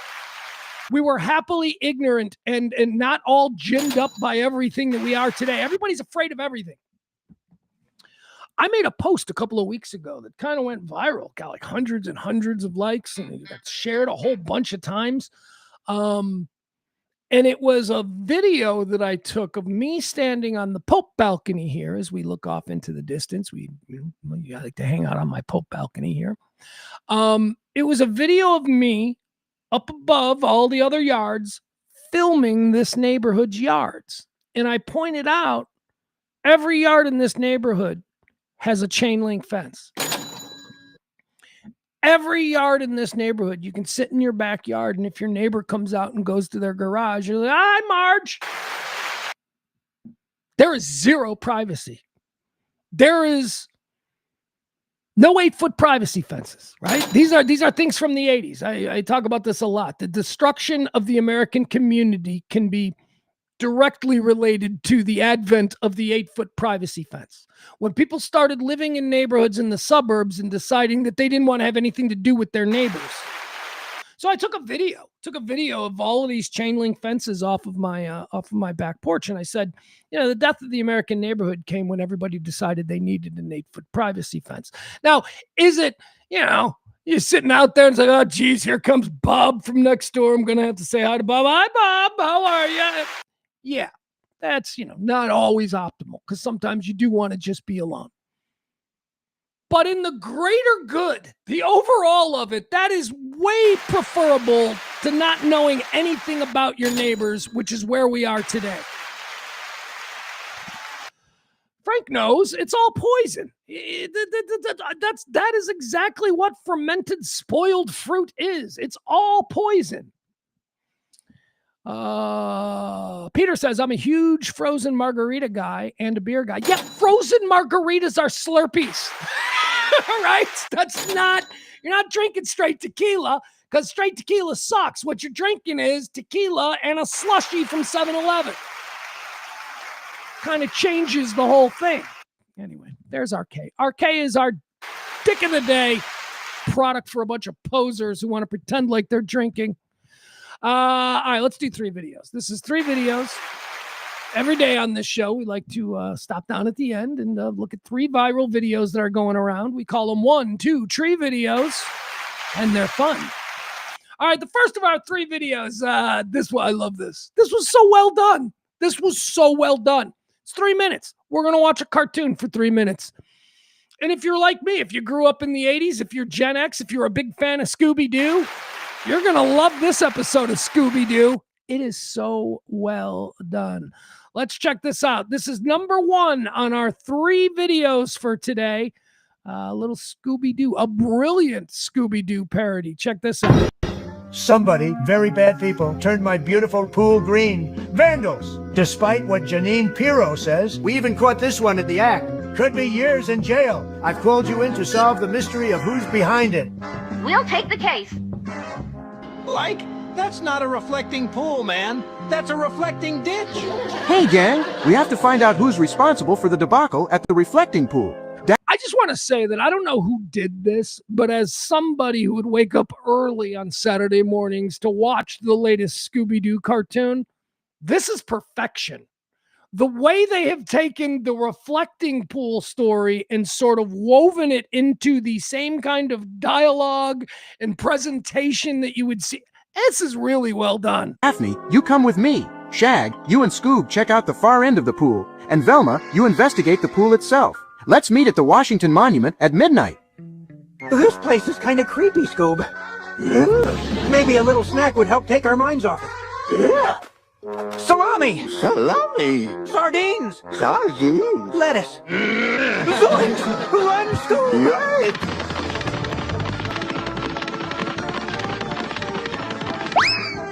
Oh, who goes there? Just awesome, like this spooky monster. Hey, where'd he go? Wait, aren't you done, Knots? You noticed that, huh? Yep, I've been recruited by ICE and President Trump to find illegals and to guard this pool from This is so layered. This is so nice. Because, of course, Trump would hire Barney Fife to enforce the reflection. It's just so subtly beautiful. But that's impossible. This is satire. Don't overthink it. Dark blue paint chips? And the liner split all the way out here in the middle of the pool where no one could reach? And what's this? A no-bid work order that reads, "Rush job for America's birthday, skip the primer." Signed by Donald J. Trump? Jinkies. I don't know Harlem Globetrotters. It sure doesn't look like vandals to me. Nope. Harlem Globetrotters. Just for no reason. They're on the case. I don't know Harlem Globetrotters. It sure doesn't look like vandals to me. Nope. It sure doesn't. That's right. Everyone round these parts knows about the legend of the Potomac Muckman. This reflecting pool was constructed on dredged-up marshland. The Muckman did everything he could to stop the pool from being built on his marsh. Ever since the algae arrived, he's been spotted haunting the pool. We've got to come up with a plan to capture the Muckman. He's the key to solving this mystery. Right, Fred? Let's go over the plan one more time. We set out these decoy, unredacted Epstein files. Not even the Potomac Muckman can resist them. When he goes to leaf through the documents, I'll drop a net on him from above. Then we'll have the answers we need to solve the case. But Fred, I found some clues that... Later, Velma. Scooby, you and Shaggy take the files and create a path along the pool leading to the table. Okay. I thought all these documents had to be released a long time ago. Like, there he is, Scoob. Let's scram.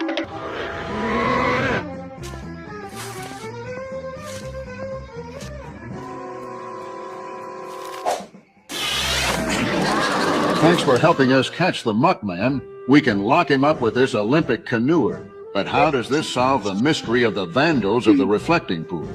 It's just like old man Carruthers told us. Disturb the swamp for your own vanity, and it rises green to reclaim what's yours. That's why the water's green and the paint is peeling. Or algae in a pool painted American flag dark blue as part of a no-bid contract. There were never any vandals. The dark paint made the perfect conditions for this whole debacle, and the contractors botched the job, which led to the liner peeling itself. You, sir, are free to go. And the Muckman? He played the Muckman and made up the whole vandal story to scare everyone off before they figured out he was responsible for the whole thing. And I would have gotten away with it too, if it weren't for you meddling kids. Oh, you're going to get away with it. We'll see to that. That's my girl. Ah! That was great. I love the old Scooby-Doo cartoons. That's the first of our 1, 2, 3 videos. The mystery of the reflecting pool Muckman solved. All right, let's go now. I teased you this. We were talking about Mandami. Joe Rogan yesterday had Shane Gillis. Shane, who's brilliant. God, is he funny. He's just such a funny comedian. Joe Rogan had Shane Gillis on, and they were talking about, a whole bunch of things. There's a bunch of clips going around, a bunch of clips that I could have chosen from. They're a very interesting conversation. Shane Gillis and Joe Rogan. Very funny. They started talking about Mandami and communism, and here's just a little clip of sort of how they felt about it. And I think I framed this earlier today. I said, people don't know what communism is. People don't.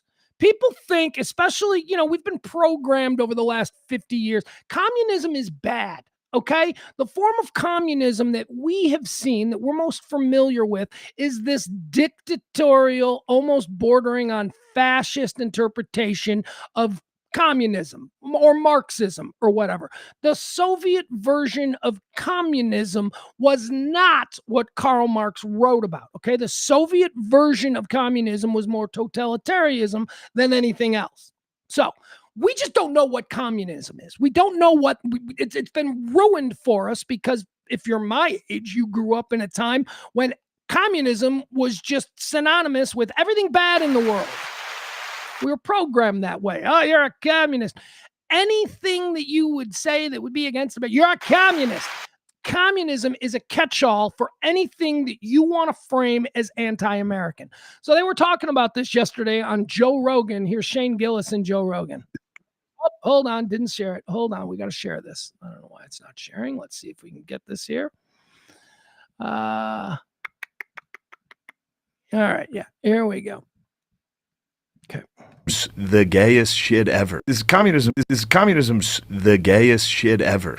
It's the worst shit. Somebody needs to look into how gay communism is. But isn't it crazy that it's making a comeback? Yeah. It always does. It's a cycle. There's a cycle. The problem is if we cannot call it communism if we get free healthcare. Right. That would be a good move. That would help a lot. We're calling everybody communist that wants free healthcare. Communist, and you're like, free healthcare is cool. Yeah.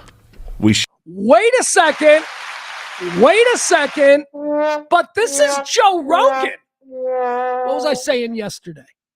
The ship has sailed. If you people still think, you're going to overturn Obamacare or whatever, shut the fuck up. That ship has sailed. All right. More people in this country are now of the mind that the insurance companies are all run by pieces of shit who have absolutely no concern for us, and that it's a big money-making Ponzi scheme. We sit here, at least the people who understand how the rest of the world works, we sit here and we look at the rest of the world, pretty cool places that seem to be fairly similar to us, and every single one of their citizens are insured from the time they're born until the time they die as a God-given right of them being citizens of whatever great country they call home. We run around talking about how we're the greatest country on earth, and yet we have programmed everybody into thinking that anybody getting their care taken care of is somehow a communist. So that's what they're addressing here. Free healthcare is not a communist ideological kind of viewpoint. What free healthcare is decency and moral. It's an obligation for us to take care of people. This idea that we live in this country where a guy, an American citizen born and raised here, can suffer a heart attack and then be turned away. Or no, they won't be turned away because we gotta pay. No, but they will be turned away when it comes to like extended care and all kinds of shit like that. We leave people to die. I told the story about how a couple of years ago, when I first got on the Obamacare system, I was able to buy a really nice policy. By the way, thanks, Trump, that policy has gone away. I've now got absolute shit insurance. When I first had the Obamacare, I got injured. I got injured to a point where if I hadn't had medical coverage, I would not have gone to the hospital. But because I had medical coverage, because I was able to have full coverage for $80 a month, thanks to the Illinois marketplace where I purchased my health insurance, I went to the hospital. And it turned out that I had some pretty significant heart damage. And that had I gone home as I would have on any other era, a guy not having health insurance, I would have walked it off. I would have gone home. I would have just sat on the couch and watched TV. And the doctors told me I'd have probably been dead by morning because there was a blood clot. I would have died because I couldn't afford to go to the hospital. That is not something that citizens of the greatest country in the world should ever have to contemplate. We get sick. It is a moral obligation to take care of our fellow citizens when they are ill. It is not, well, too bad. You get a job so that you can then pay for it. Fuck you. This has got to end. We are the only country on the face of the earth, the only modern, forward-thinking country that still operates this way. It's obscene. So anyway, here's your far-right MAGA guys talking about communist free healthcare. Cannot call it communism if we get free healthcare. Right. That would be a good move. That would help a lot. We're calling everybody communist that wants free socialist, healthcare. communist, and you're like, free healthcare is cool. Yeah. We should have that. It's normal. Yeah. That's not communism. We should have free healthcare is normal. But we have been programmed in this country because all we know is what we have in this country. We have been programmed to think that it's obscene and evil. Care and education. Property. Yeah. You should treat the entire country like it's a community. If you have a community, would you want the sickest person to fucking die who could be very valuable if you could like take care of them? And do you have the resources to take care of them? Of course you should. We're a rich country. Exactly. Do it with libraries. It's no big deal. This is the problem with we don't capitalism. feel like a community. This is the reason why people. Holy shit! Can you believe this conversation? This anti-capitalism, pro-free healthcare for all conversation that's coming out of the MAGA darlings from the Joe Rogan show. The world is changing, people. The world is changing. They'll turn on all these billionaires. They turn on. We don't feel like Of course you should. We're a rich country. Exactly. Do it with the libraries. It's no big deal. This is the problem with We don't capitalism. feel like a community. This is the reason why people turn on all these billionaires. They turn on them because why do you have so much when people have so little? But it's because it's the game. It's the game that they're playing. And you're playing the game too. You're just not playing it at that level. Is communism's the gayest shit ever? Okay. And that's how you start that conversation, by prefacing it with communism is the gayest shit ever. Cut through that and understand what he was saying there. Free healthcare is not communism. Free healthcare is moral. Okay, it's a moral imperative that if we're going to consider ourselves to be good humans, we need to start getting involved. We need to take care of our people. Everybody else can do it. But the Republicans, I'm sorry, this is a Republican thing. The Republicans have somehow convinced you that we shouldn't be obligated morally to take care of each other. No. Even though every other country does. Every other country, every other Western, normal, modern country takes care of their people, not here. We go bankrupt in this country because grandma gets cancer. That's America. Money, money, money, money, money. All right, there you go. That's number 2. 1, 2, 3 videos. All right, we saw the Scooby-Doo thing. We watched the Rogan and Gillis on communism. All right, this next one here is going to be fun.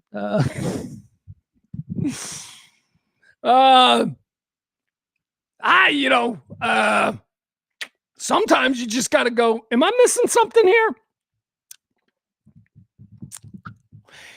Here's the question. Could Corey Feldman be a genius? Could Corey Feldman be a genius? The last 10, 15 years, Corey Feldman's been out there doing music, right? And he plays concerts and he's terrible. It's really bad. And it's like, wah. So he's become a joke. And because Corey Feldman has become a joke, he keeps getting booked. He can put a tour together and play fairly significant theaters in towns from coast to coast because the booking agents recognize that a lot of people will show up just to goof on Corey Feldman. So he's actually now well, he's rebranded the musical act. The musical act is now called Feldman, which is brilliant. That is so perfect. Like instead of going to see Corey Feldman, now you're a fan of the band Feldman. I'm a fan of Feldman. It's got a new sound. It's got a new sound that he's doing. And I got to be honest with you. I watched this latest Corey Feldman chunk of music, and I came away with this thought. I don't know if this is terrible or brilliant. I don't know. I don't know if this is terrible or if this is really cutting edge and like next level and he's on to something. I have no idea. So let's check it out. Let's check a little bit of Feldman. This is Corey Feldman's band, Feldman. He's no longer just touring as the solo artist, Corey Feldman. No, he's a part of a band.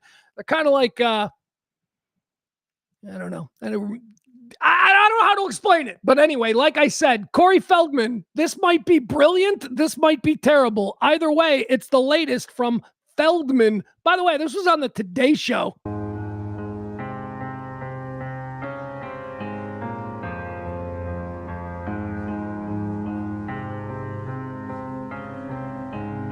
Get it. All she better do is twerk. Hit the club. Tell him.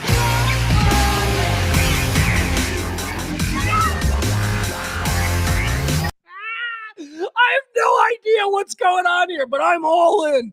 I'm like, what is this guy doing? That's all we get. We don't get the whole song.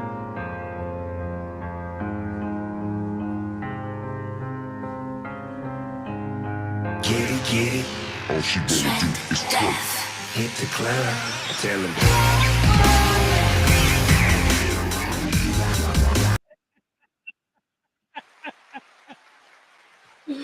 Oh, he's the greatest. He's going to die one day.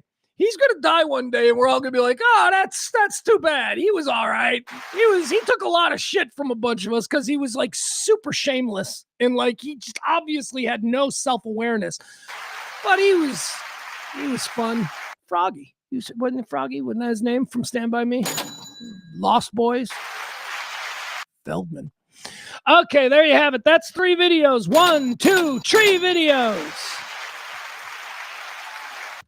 Maddie says he looks like Voldemort.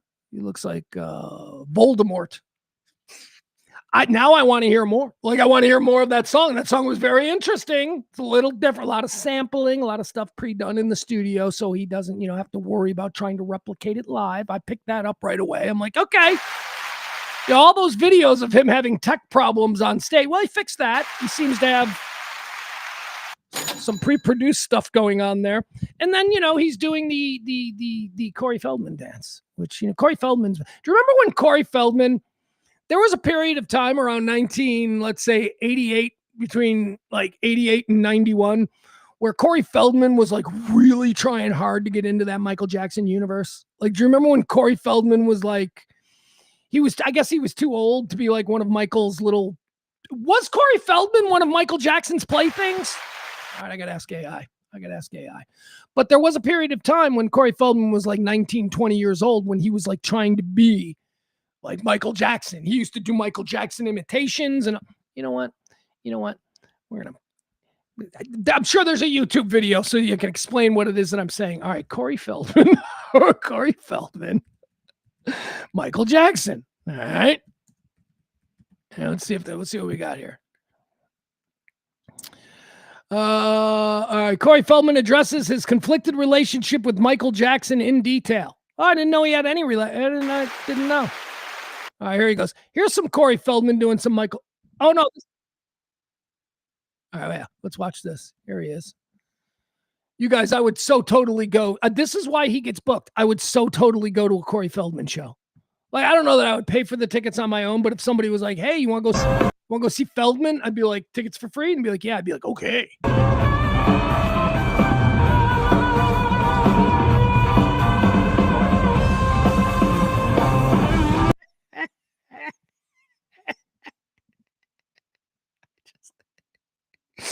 What is he doing? And by the way, not for nothing, that drummer's probably awesome. Like, because Corey Feldman probably still has enough money that he can pay guys in his band who can actually play. They're like actually good.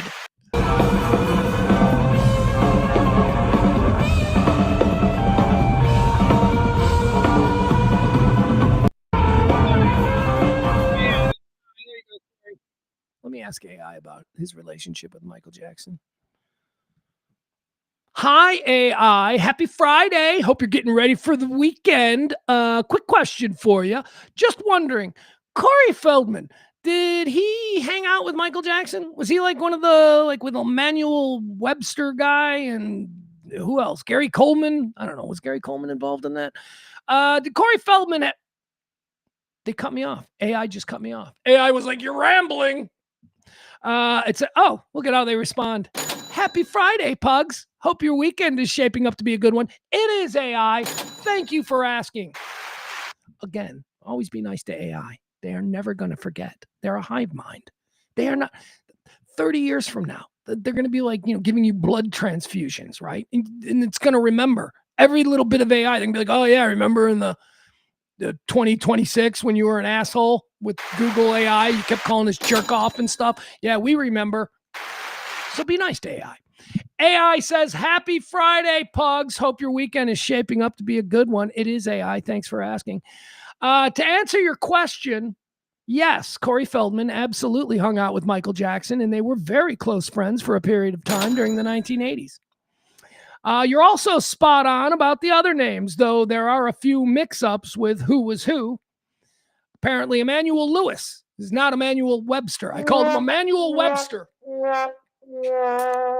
I'm a dad. I'm allowed to do that, right? As a dad, I'm allowed to get people's names wrong. All right, Emmanuel Webster. Talking about Emmanuel Lewis. Emmanuel Lewis was the child megastar who played Webster in the hit 1980s. He was one of Michael Jackson's most famous and inseparable young friends during the Thriller era. Yeah, I remember Michael Jackson would go everywhere with Emmanuel Lewis, and then people were like, that's wrong. So we replaced him with a monkey. Nobody said anything. He was like, hey, Didn't he used to have a kid? It's like they said you can't have Emmanuel Lewis anymore, and he said that's fine. I've got a monkey. Troubling? I don't know. Never really looked into it all that much, but it is weird. Gary Coleman. Was Gary Coleman involved with Michael Jackson? Gary Coleman, the star of Different Strokes, was also in that general Hollywood orbit, but his relationship with Michael Jackson is a bit different than with Emmanuel Lewis. Unlike Corey Feldman and Emmanuel Lewis, Gary Coleman was not part of Jackson's inner circle of close childhood friends who regularly stayed at his ranch. However, they did know each other, crossed paths at industry events throughout the late 70s and 80s, and maintained a friendly relationship. In fact, decades later in 2005, Coleman publicly defended Jackson during Jackson's high-profile trial. I believe there's a scene in the Michael movie, the movie Michael. I believe there's a scene where Michael is actually watching Different Strokes, which is interesting. Who else was in that circle? So the big circle of like little Hollywood teenage or preteen stars that Michael hung around with. We got Emmanuel Lewis, right? We already established that Feldman was involved there. Macaulay Culkin. Remember that? Remember when Michael Jackson acquired Macaulay Culkin? Then all of a sudden he was running around with Macaulay Culkin. Alfonso Ribeiro. Carlton, Carlton that's Alfonso Ribeiro. I remember Alfonso Ribeiro as a young man who did the Pepsi commercial as Little Michael Jackson. Remember the Little Michael Jackson? That was Alfonso Ribeiro. What do you think Michael saw him on set and was like, who's that? Who's that? I like him. All right, there you have it. I don't know why we're doing it. Because I saw the Michael movie last night, and I'm thinking about Michael Jackson and stuff. Corey Feldman. He's an absolute American treasure. All right, let's do our final segment of today's show before we get out of here for the weekend. One more time, I would like to remind everybody that if you haven't tipped the show this month, now would be the time to do it. Because, oh my God, do we need help? Drop a little something. Support the show, either in the Venmo or the Cash App. There you go. All right, let's do our final segment of the day. We call it Can't Beat Fun at the Old Ballpark. Or, if you're so inclined and skilled, we call it CBFATOBP. Can't Beat Fun at the Old Ballpark. This is where, but first of all, can I just say, before we get into the official Can't Beat Fun at the Old Ballpark, I kind of had this out with my kid. Not to the extent that we're going to do it here, but I made my feelings clear. Baseball is one thing. Can't Beat Fun at the Old Ballpark is about baseball. Football is another. And at some point, should this show continue, we will be transitioning from the final segment of each show being Can't Beat Fun at the Old Ballpark to, I don't know, something football related. Tomorrow starts preseason football. Tomorrow at noon here in Chicago, my Chicago Bears, we're going to be taking on, I don't know, Cleveland maybe? Cincinnati, some team from Ohio. I don't even know. That's how little I care about, those aspects of the preseason. But if you're one of those people who, when I say to you, whether it's Cowboys or whatever team it is, if you're one of those people and I say to you, hey, you watching the Bears preseason game tomorrow? Hey, you watching the Cowboys preseason game tomorrow? If I say that to you and you answer with preseason, I don't watch preseason, you don't love ball. Sorry, you don't. You might like NFL football and you like to talk about it with your friends, but you're not a real ball guy. You're not. Because real ball guys know that the first preseason game is pretty important. Now, it used to be the third preseason game was the most important preseason game because the third preseason game was typically the one where you would see your starters, okay? You would see your starters. It's they're getting ready for the season. They're going to give them a couple of reps. So the third preseason game, historically speaking, was always where, you might have some interest. But the first one, never. Well, that's changed. That has completely changed. The first preseason game is probably the game where you might see some starters. I know in the case of my Bears, we're going to get some starters. We're not going to get our top line starters, but that's okay because it's about the second string. And if you know about a 17-week football season, you're going to see a whole lot of your second string players. Ain't nobody going to stay healthy all year. So the first preseason game, at least for me, I don't even know who they're playing. I don't care. It's not about who they're playing. It's about seeing my second and third string for the first time and a couple of first stringers who will be sprinkled in there. So if you're one of these people who just dismiss preseason football, now I'm not saying you have to get as excited about it as you do week one. No. But if you're just going to dismiss it, it's not even worth my time. You don't love football. You don't love it. You're just a joiner. You're just a part of everybody else who's like, I like football. You're not a real ball head. A real ball head is holding their breath until kickoff of the first preseason game. A real ball head won't go to a preseason game. Let me make this clear. You can't learn anything. If the reason you watch a first preseason game is so that you can have your computer up and your depth chart and you can listen to the commentary and you can be like, who's this guy? Why are there 3 guys out there wearing number 40? What? You can't, you're lost if you go to a preseason game. But watching a preseason game can be very educational. And if you love football and you're excited about the season, then you're excited about this weekend, the first weekend of true preseason football. Don't come out. I said I had this with my kid.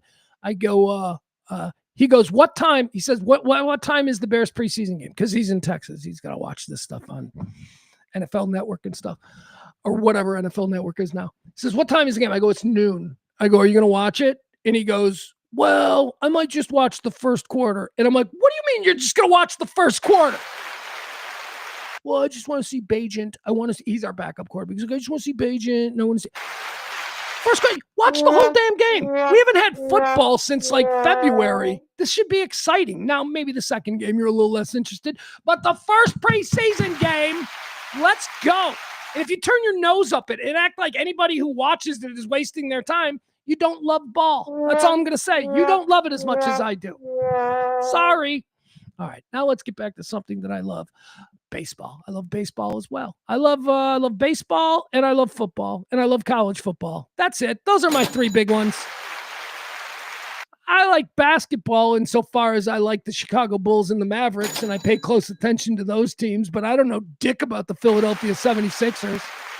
Doesn't serve me at all to know about the Philadelphia 76ers. But I can tell you about the Windy City Bulls.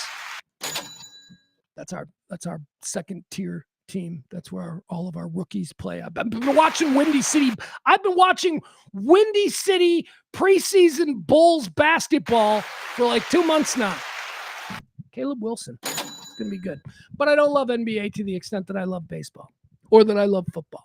Like I can watch a Red Sox Rays game. I can sit there and I can just watch the Red Sox play the Rays. Don't know that I can watch the Pelicans play the Narwhals. I don't even know NBA teams. I couldn't even come up with like 2 NBA teams. I don't want to see the Clippers play the Pelicans. How's that? I won't watch that. I have no interest in that. Football and baseball, though, are different. Like, I'll watch any football game. I'll watch Monday Night Football. It doesn't matter who the teams are. I'll watch it. So every day I like to end the show with Can't Beat Fun at the Old Ballpark, a little bit of a celebration to remind us all of how great the all-American game of baseball is. Now I'm going to rant a little bit. This is a little different than our normal Can't Beat Fun at the Old Ballpark segment because it has to do with something that happened last night, and that's the Field of Dreams game. Yeah, we're still doing this. Why are you guys still doing the Field of Dreams game? Is now a yearly event that occurs in early August. There in that Iowa cornfield, the Field of Dreams field from the movie Field of Dreams. We all know about the movie Field of Dreams. Build it and they will come. Well, because crass consumerism is sort of the backbone of this great country, and you can't let an opportunity like this go by. The people there in Iowa, where the film was set and where the baseball stadium was built for the film Field of Dreams, they've turned it into a whole thing, and now it's a stadium and it's a baseball destination. And if you love baseball, you got to go to the Field of Dreams. I have not been there. I love baseball, but I don't love that movie. I think that movie is very overrated. But anyway, so the Field of Dreams game is now a regular thing. Netflix aired it last night. It was the Phillies and the Twins. More on that in a minute. The first Field of Dreams game was about 5 years ago, and it was a matchup between the Chicago White Sox. The inaugural Field of Dreams game was between the Chicago White Sox and the New York Yankees. It was a great game. I mean, it was a fantastic game. If you remember, Tim Anderson walked it off in the bottom of the ninth inning with a solo home run. White Sox beat the Yankees. Amazing solo shot home run. Fireworks going off, place going nuts. It was incredible. The very first Field of Dream games was incredible, and it was a wild success, and it ended in dramatic fashion. It pitted the Chicago White Sox against the New York Yankees. It was a thing. And then they did it the next year. And when they announced it, I was, not just me, but a whole bunch of White Sox fans are like, why aren't we in the game again? We were in the inaugural game. We won the inaugural game. Why aren't we in this game? The Chicago White Sox should play in the Field of Dreams game every single year. They should be the consistent. The movie Field of Dreams deals with the White Sox. The whole field was built. Build it and they were come. The whole field was built so that the 1919 Chicago White Sox, the disgraced Black Sox, could have one more game. That's why it was built. The White Sox, my White Sox, should be the staple of that game every single year. And if you want to do it the correct way, it should always be the Chicago White Sox versus the Cincinnati Reds, because that movie dealt with the 1919 World Series where the Chicago White Sox supposedly threw it to the Reds. So if you want to really be on point, that's the point of the Field of Dreams game. Create this field, build it, and they will come, so that the White Sox players can come out of the field and play one more game and actually win. That's the whole point of it. But anyway, in the years since, they got everybody. They're rolling everybody in there. The Tampa Bay Rays. Oh, yeah, that has to do with Field of Dreams. Sure. Personally, I think it should always be just, here are the teams that I think should always be involved. These are the teams you can make a case for being involved. White Sox, obviously. The movie Field of Dreams is about the White Sox. Possibly the Red Sox, because in the movie Field of Dreams, they go to visit Fenway Park. And that's where James Earl Jones gets involved in the movie. So Red Sox is fine. You can make that case. St. Louis Cardinals, absolutely. Couple of reasons. One, they are a traditional old school baseball team. And that kind of feels in step with what Field of Dreams is about. St. Louis Cardinals. Also, it's about 90 minutes down the road. That's easy. You can draw St. Louis fans. You just come up from Missouri into Ohio.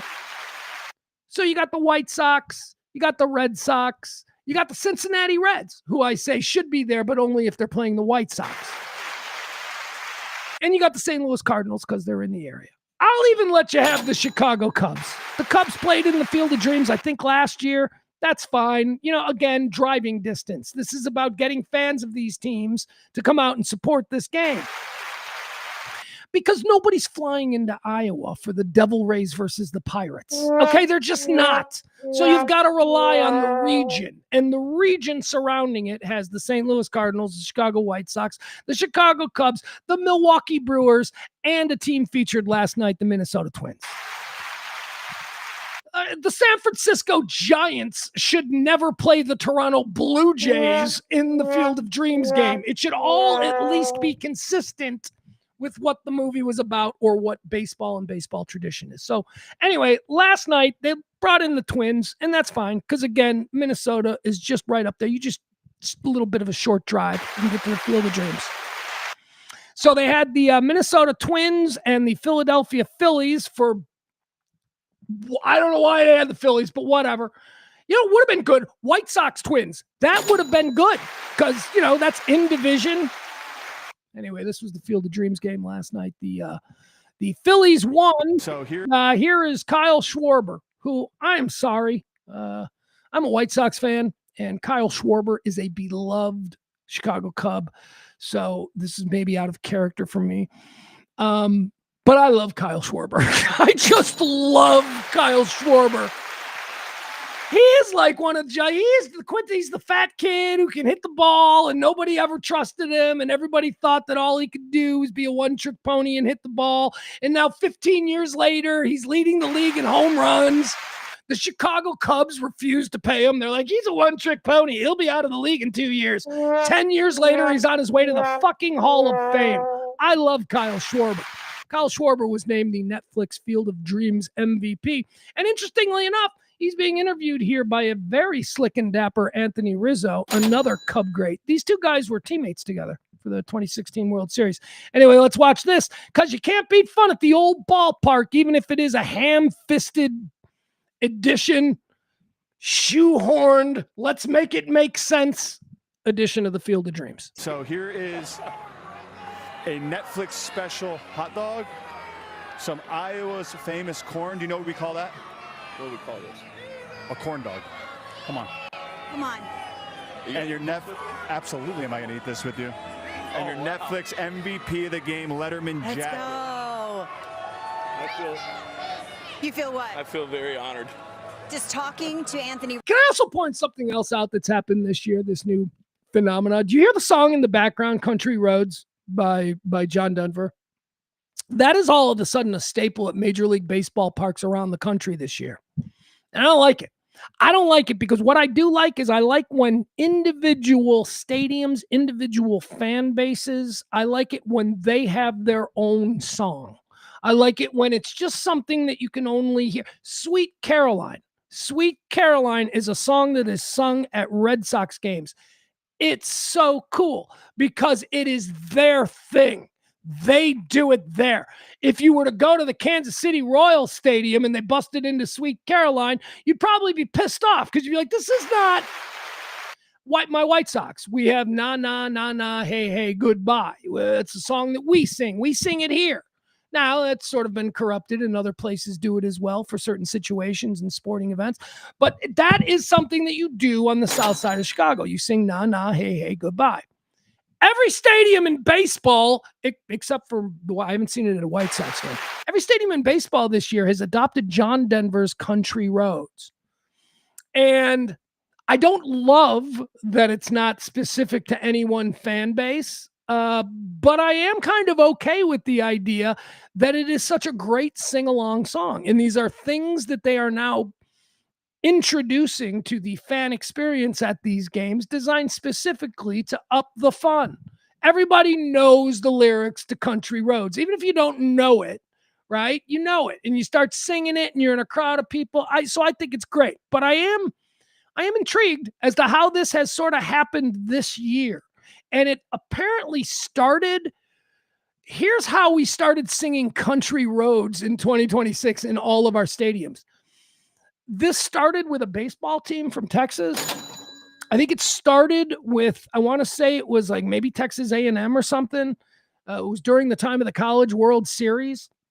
A bunch of members of this baseball team.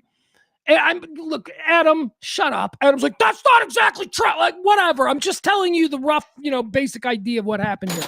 There was a baseball team. I think they were from Texas. They were at a St. Louis Cardinals game early in the season. The game was really boring. And all the baseball players started singing, Take Me Home, Country Road. Apparently it's something that they do in their stadium or it's their thing. So they did it at the St. Louis game. Everybody joined in, and suddenly the entire stadium is singing it. And here we are now 6 months later, or whatever, maybe 4 months later. And every stadium in Major League Baseball now has a moment where they play Take Me Home, Country Roads. MVP of the game. And you can hear it. It's in the background here. They're playing it here at the Field of Dreams game. Letterman Let's jacket. go. You feel what? I feel very honored.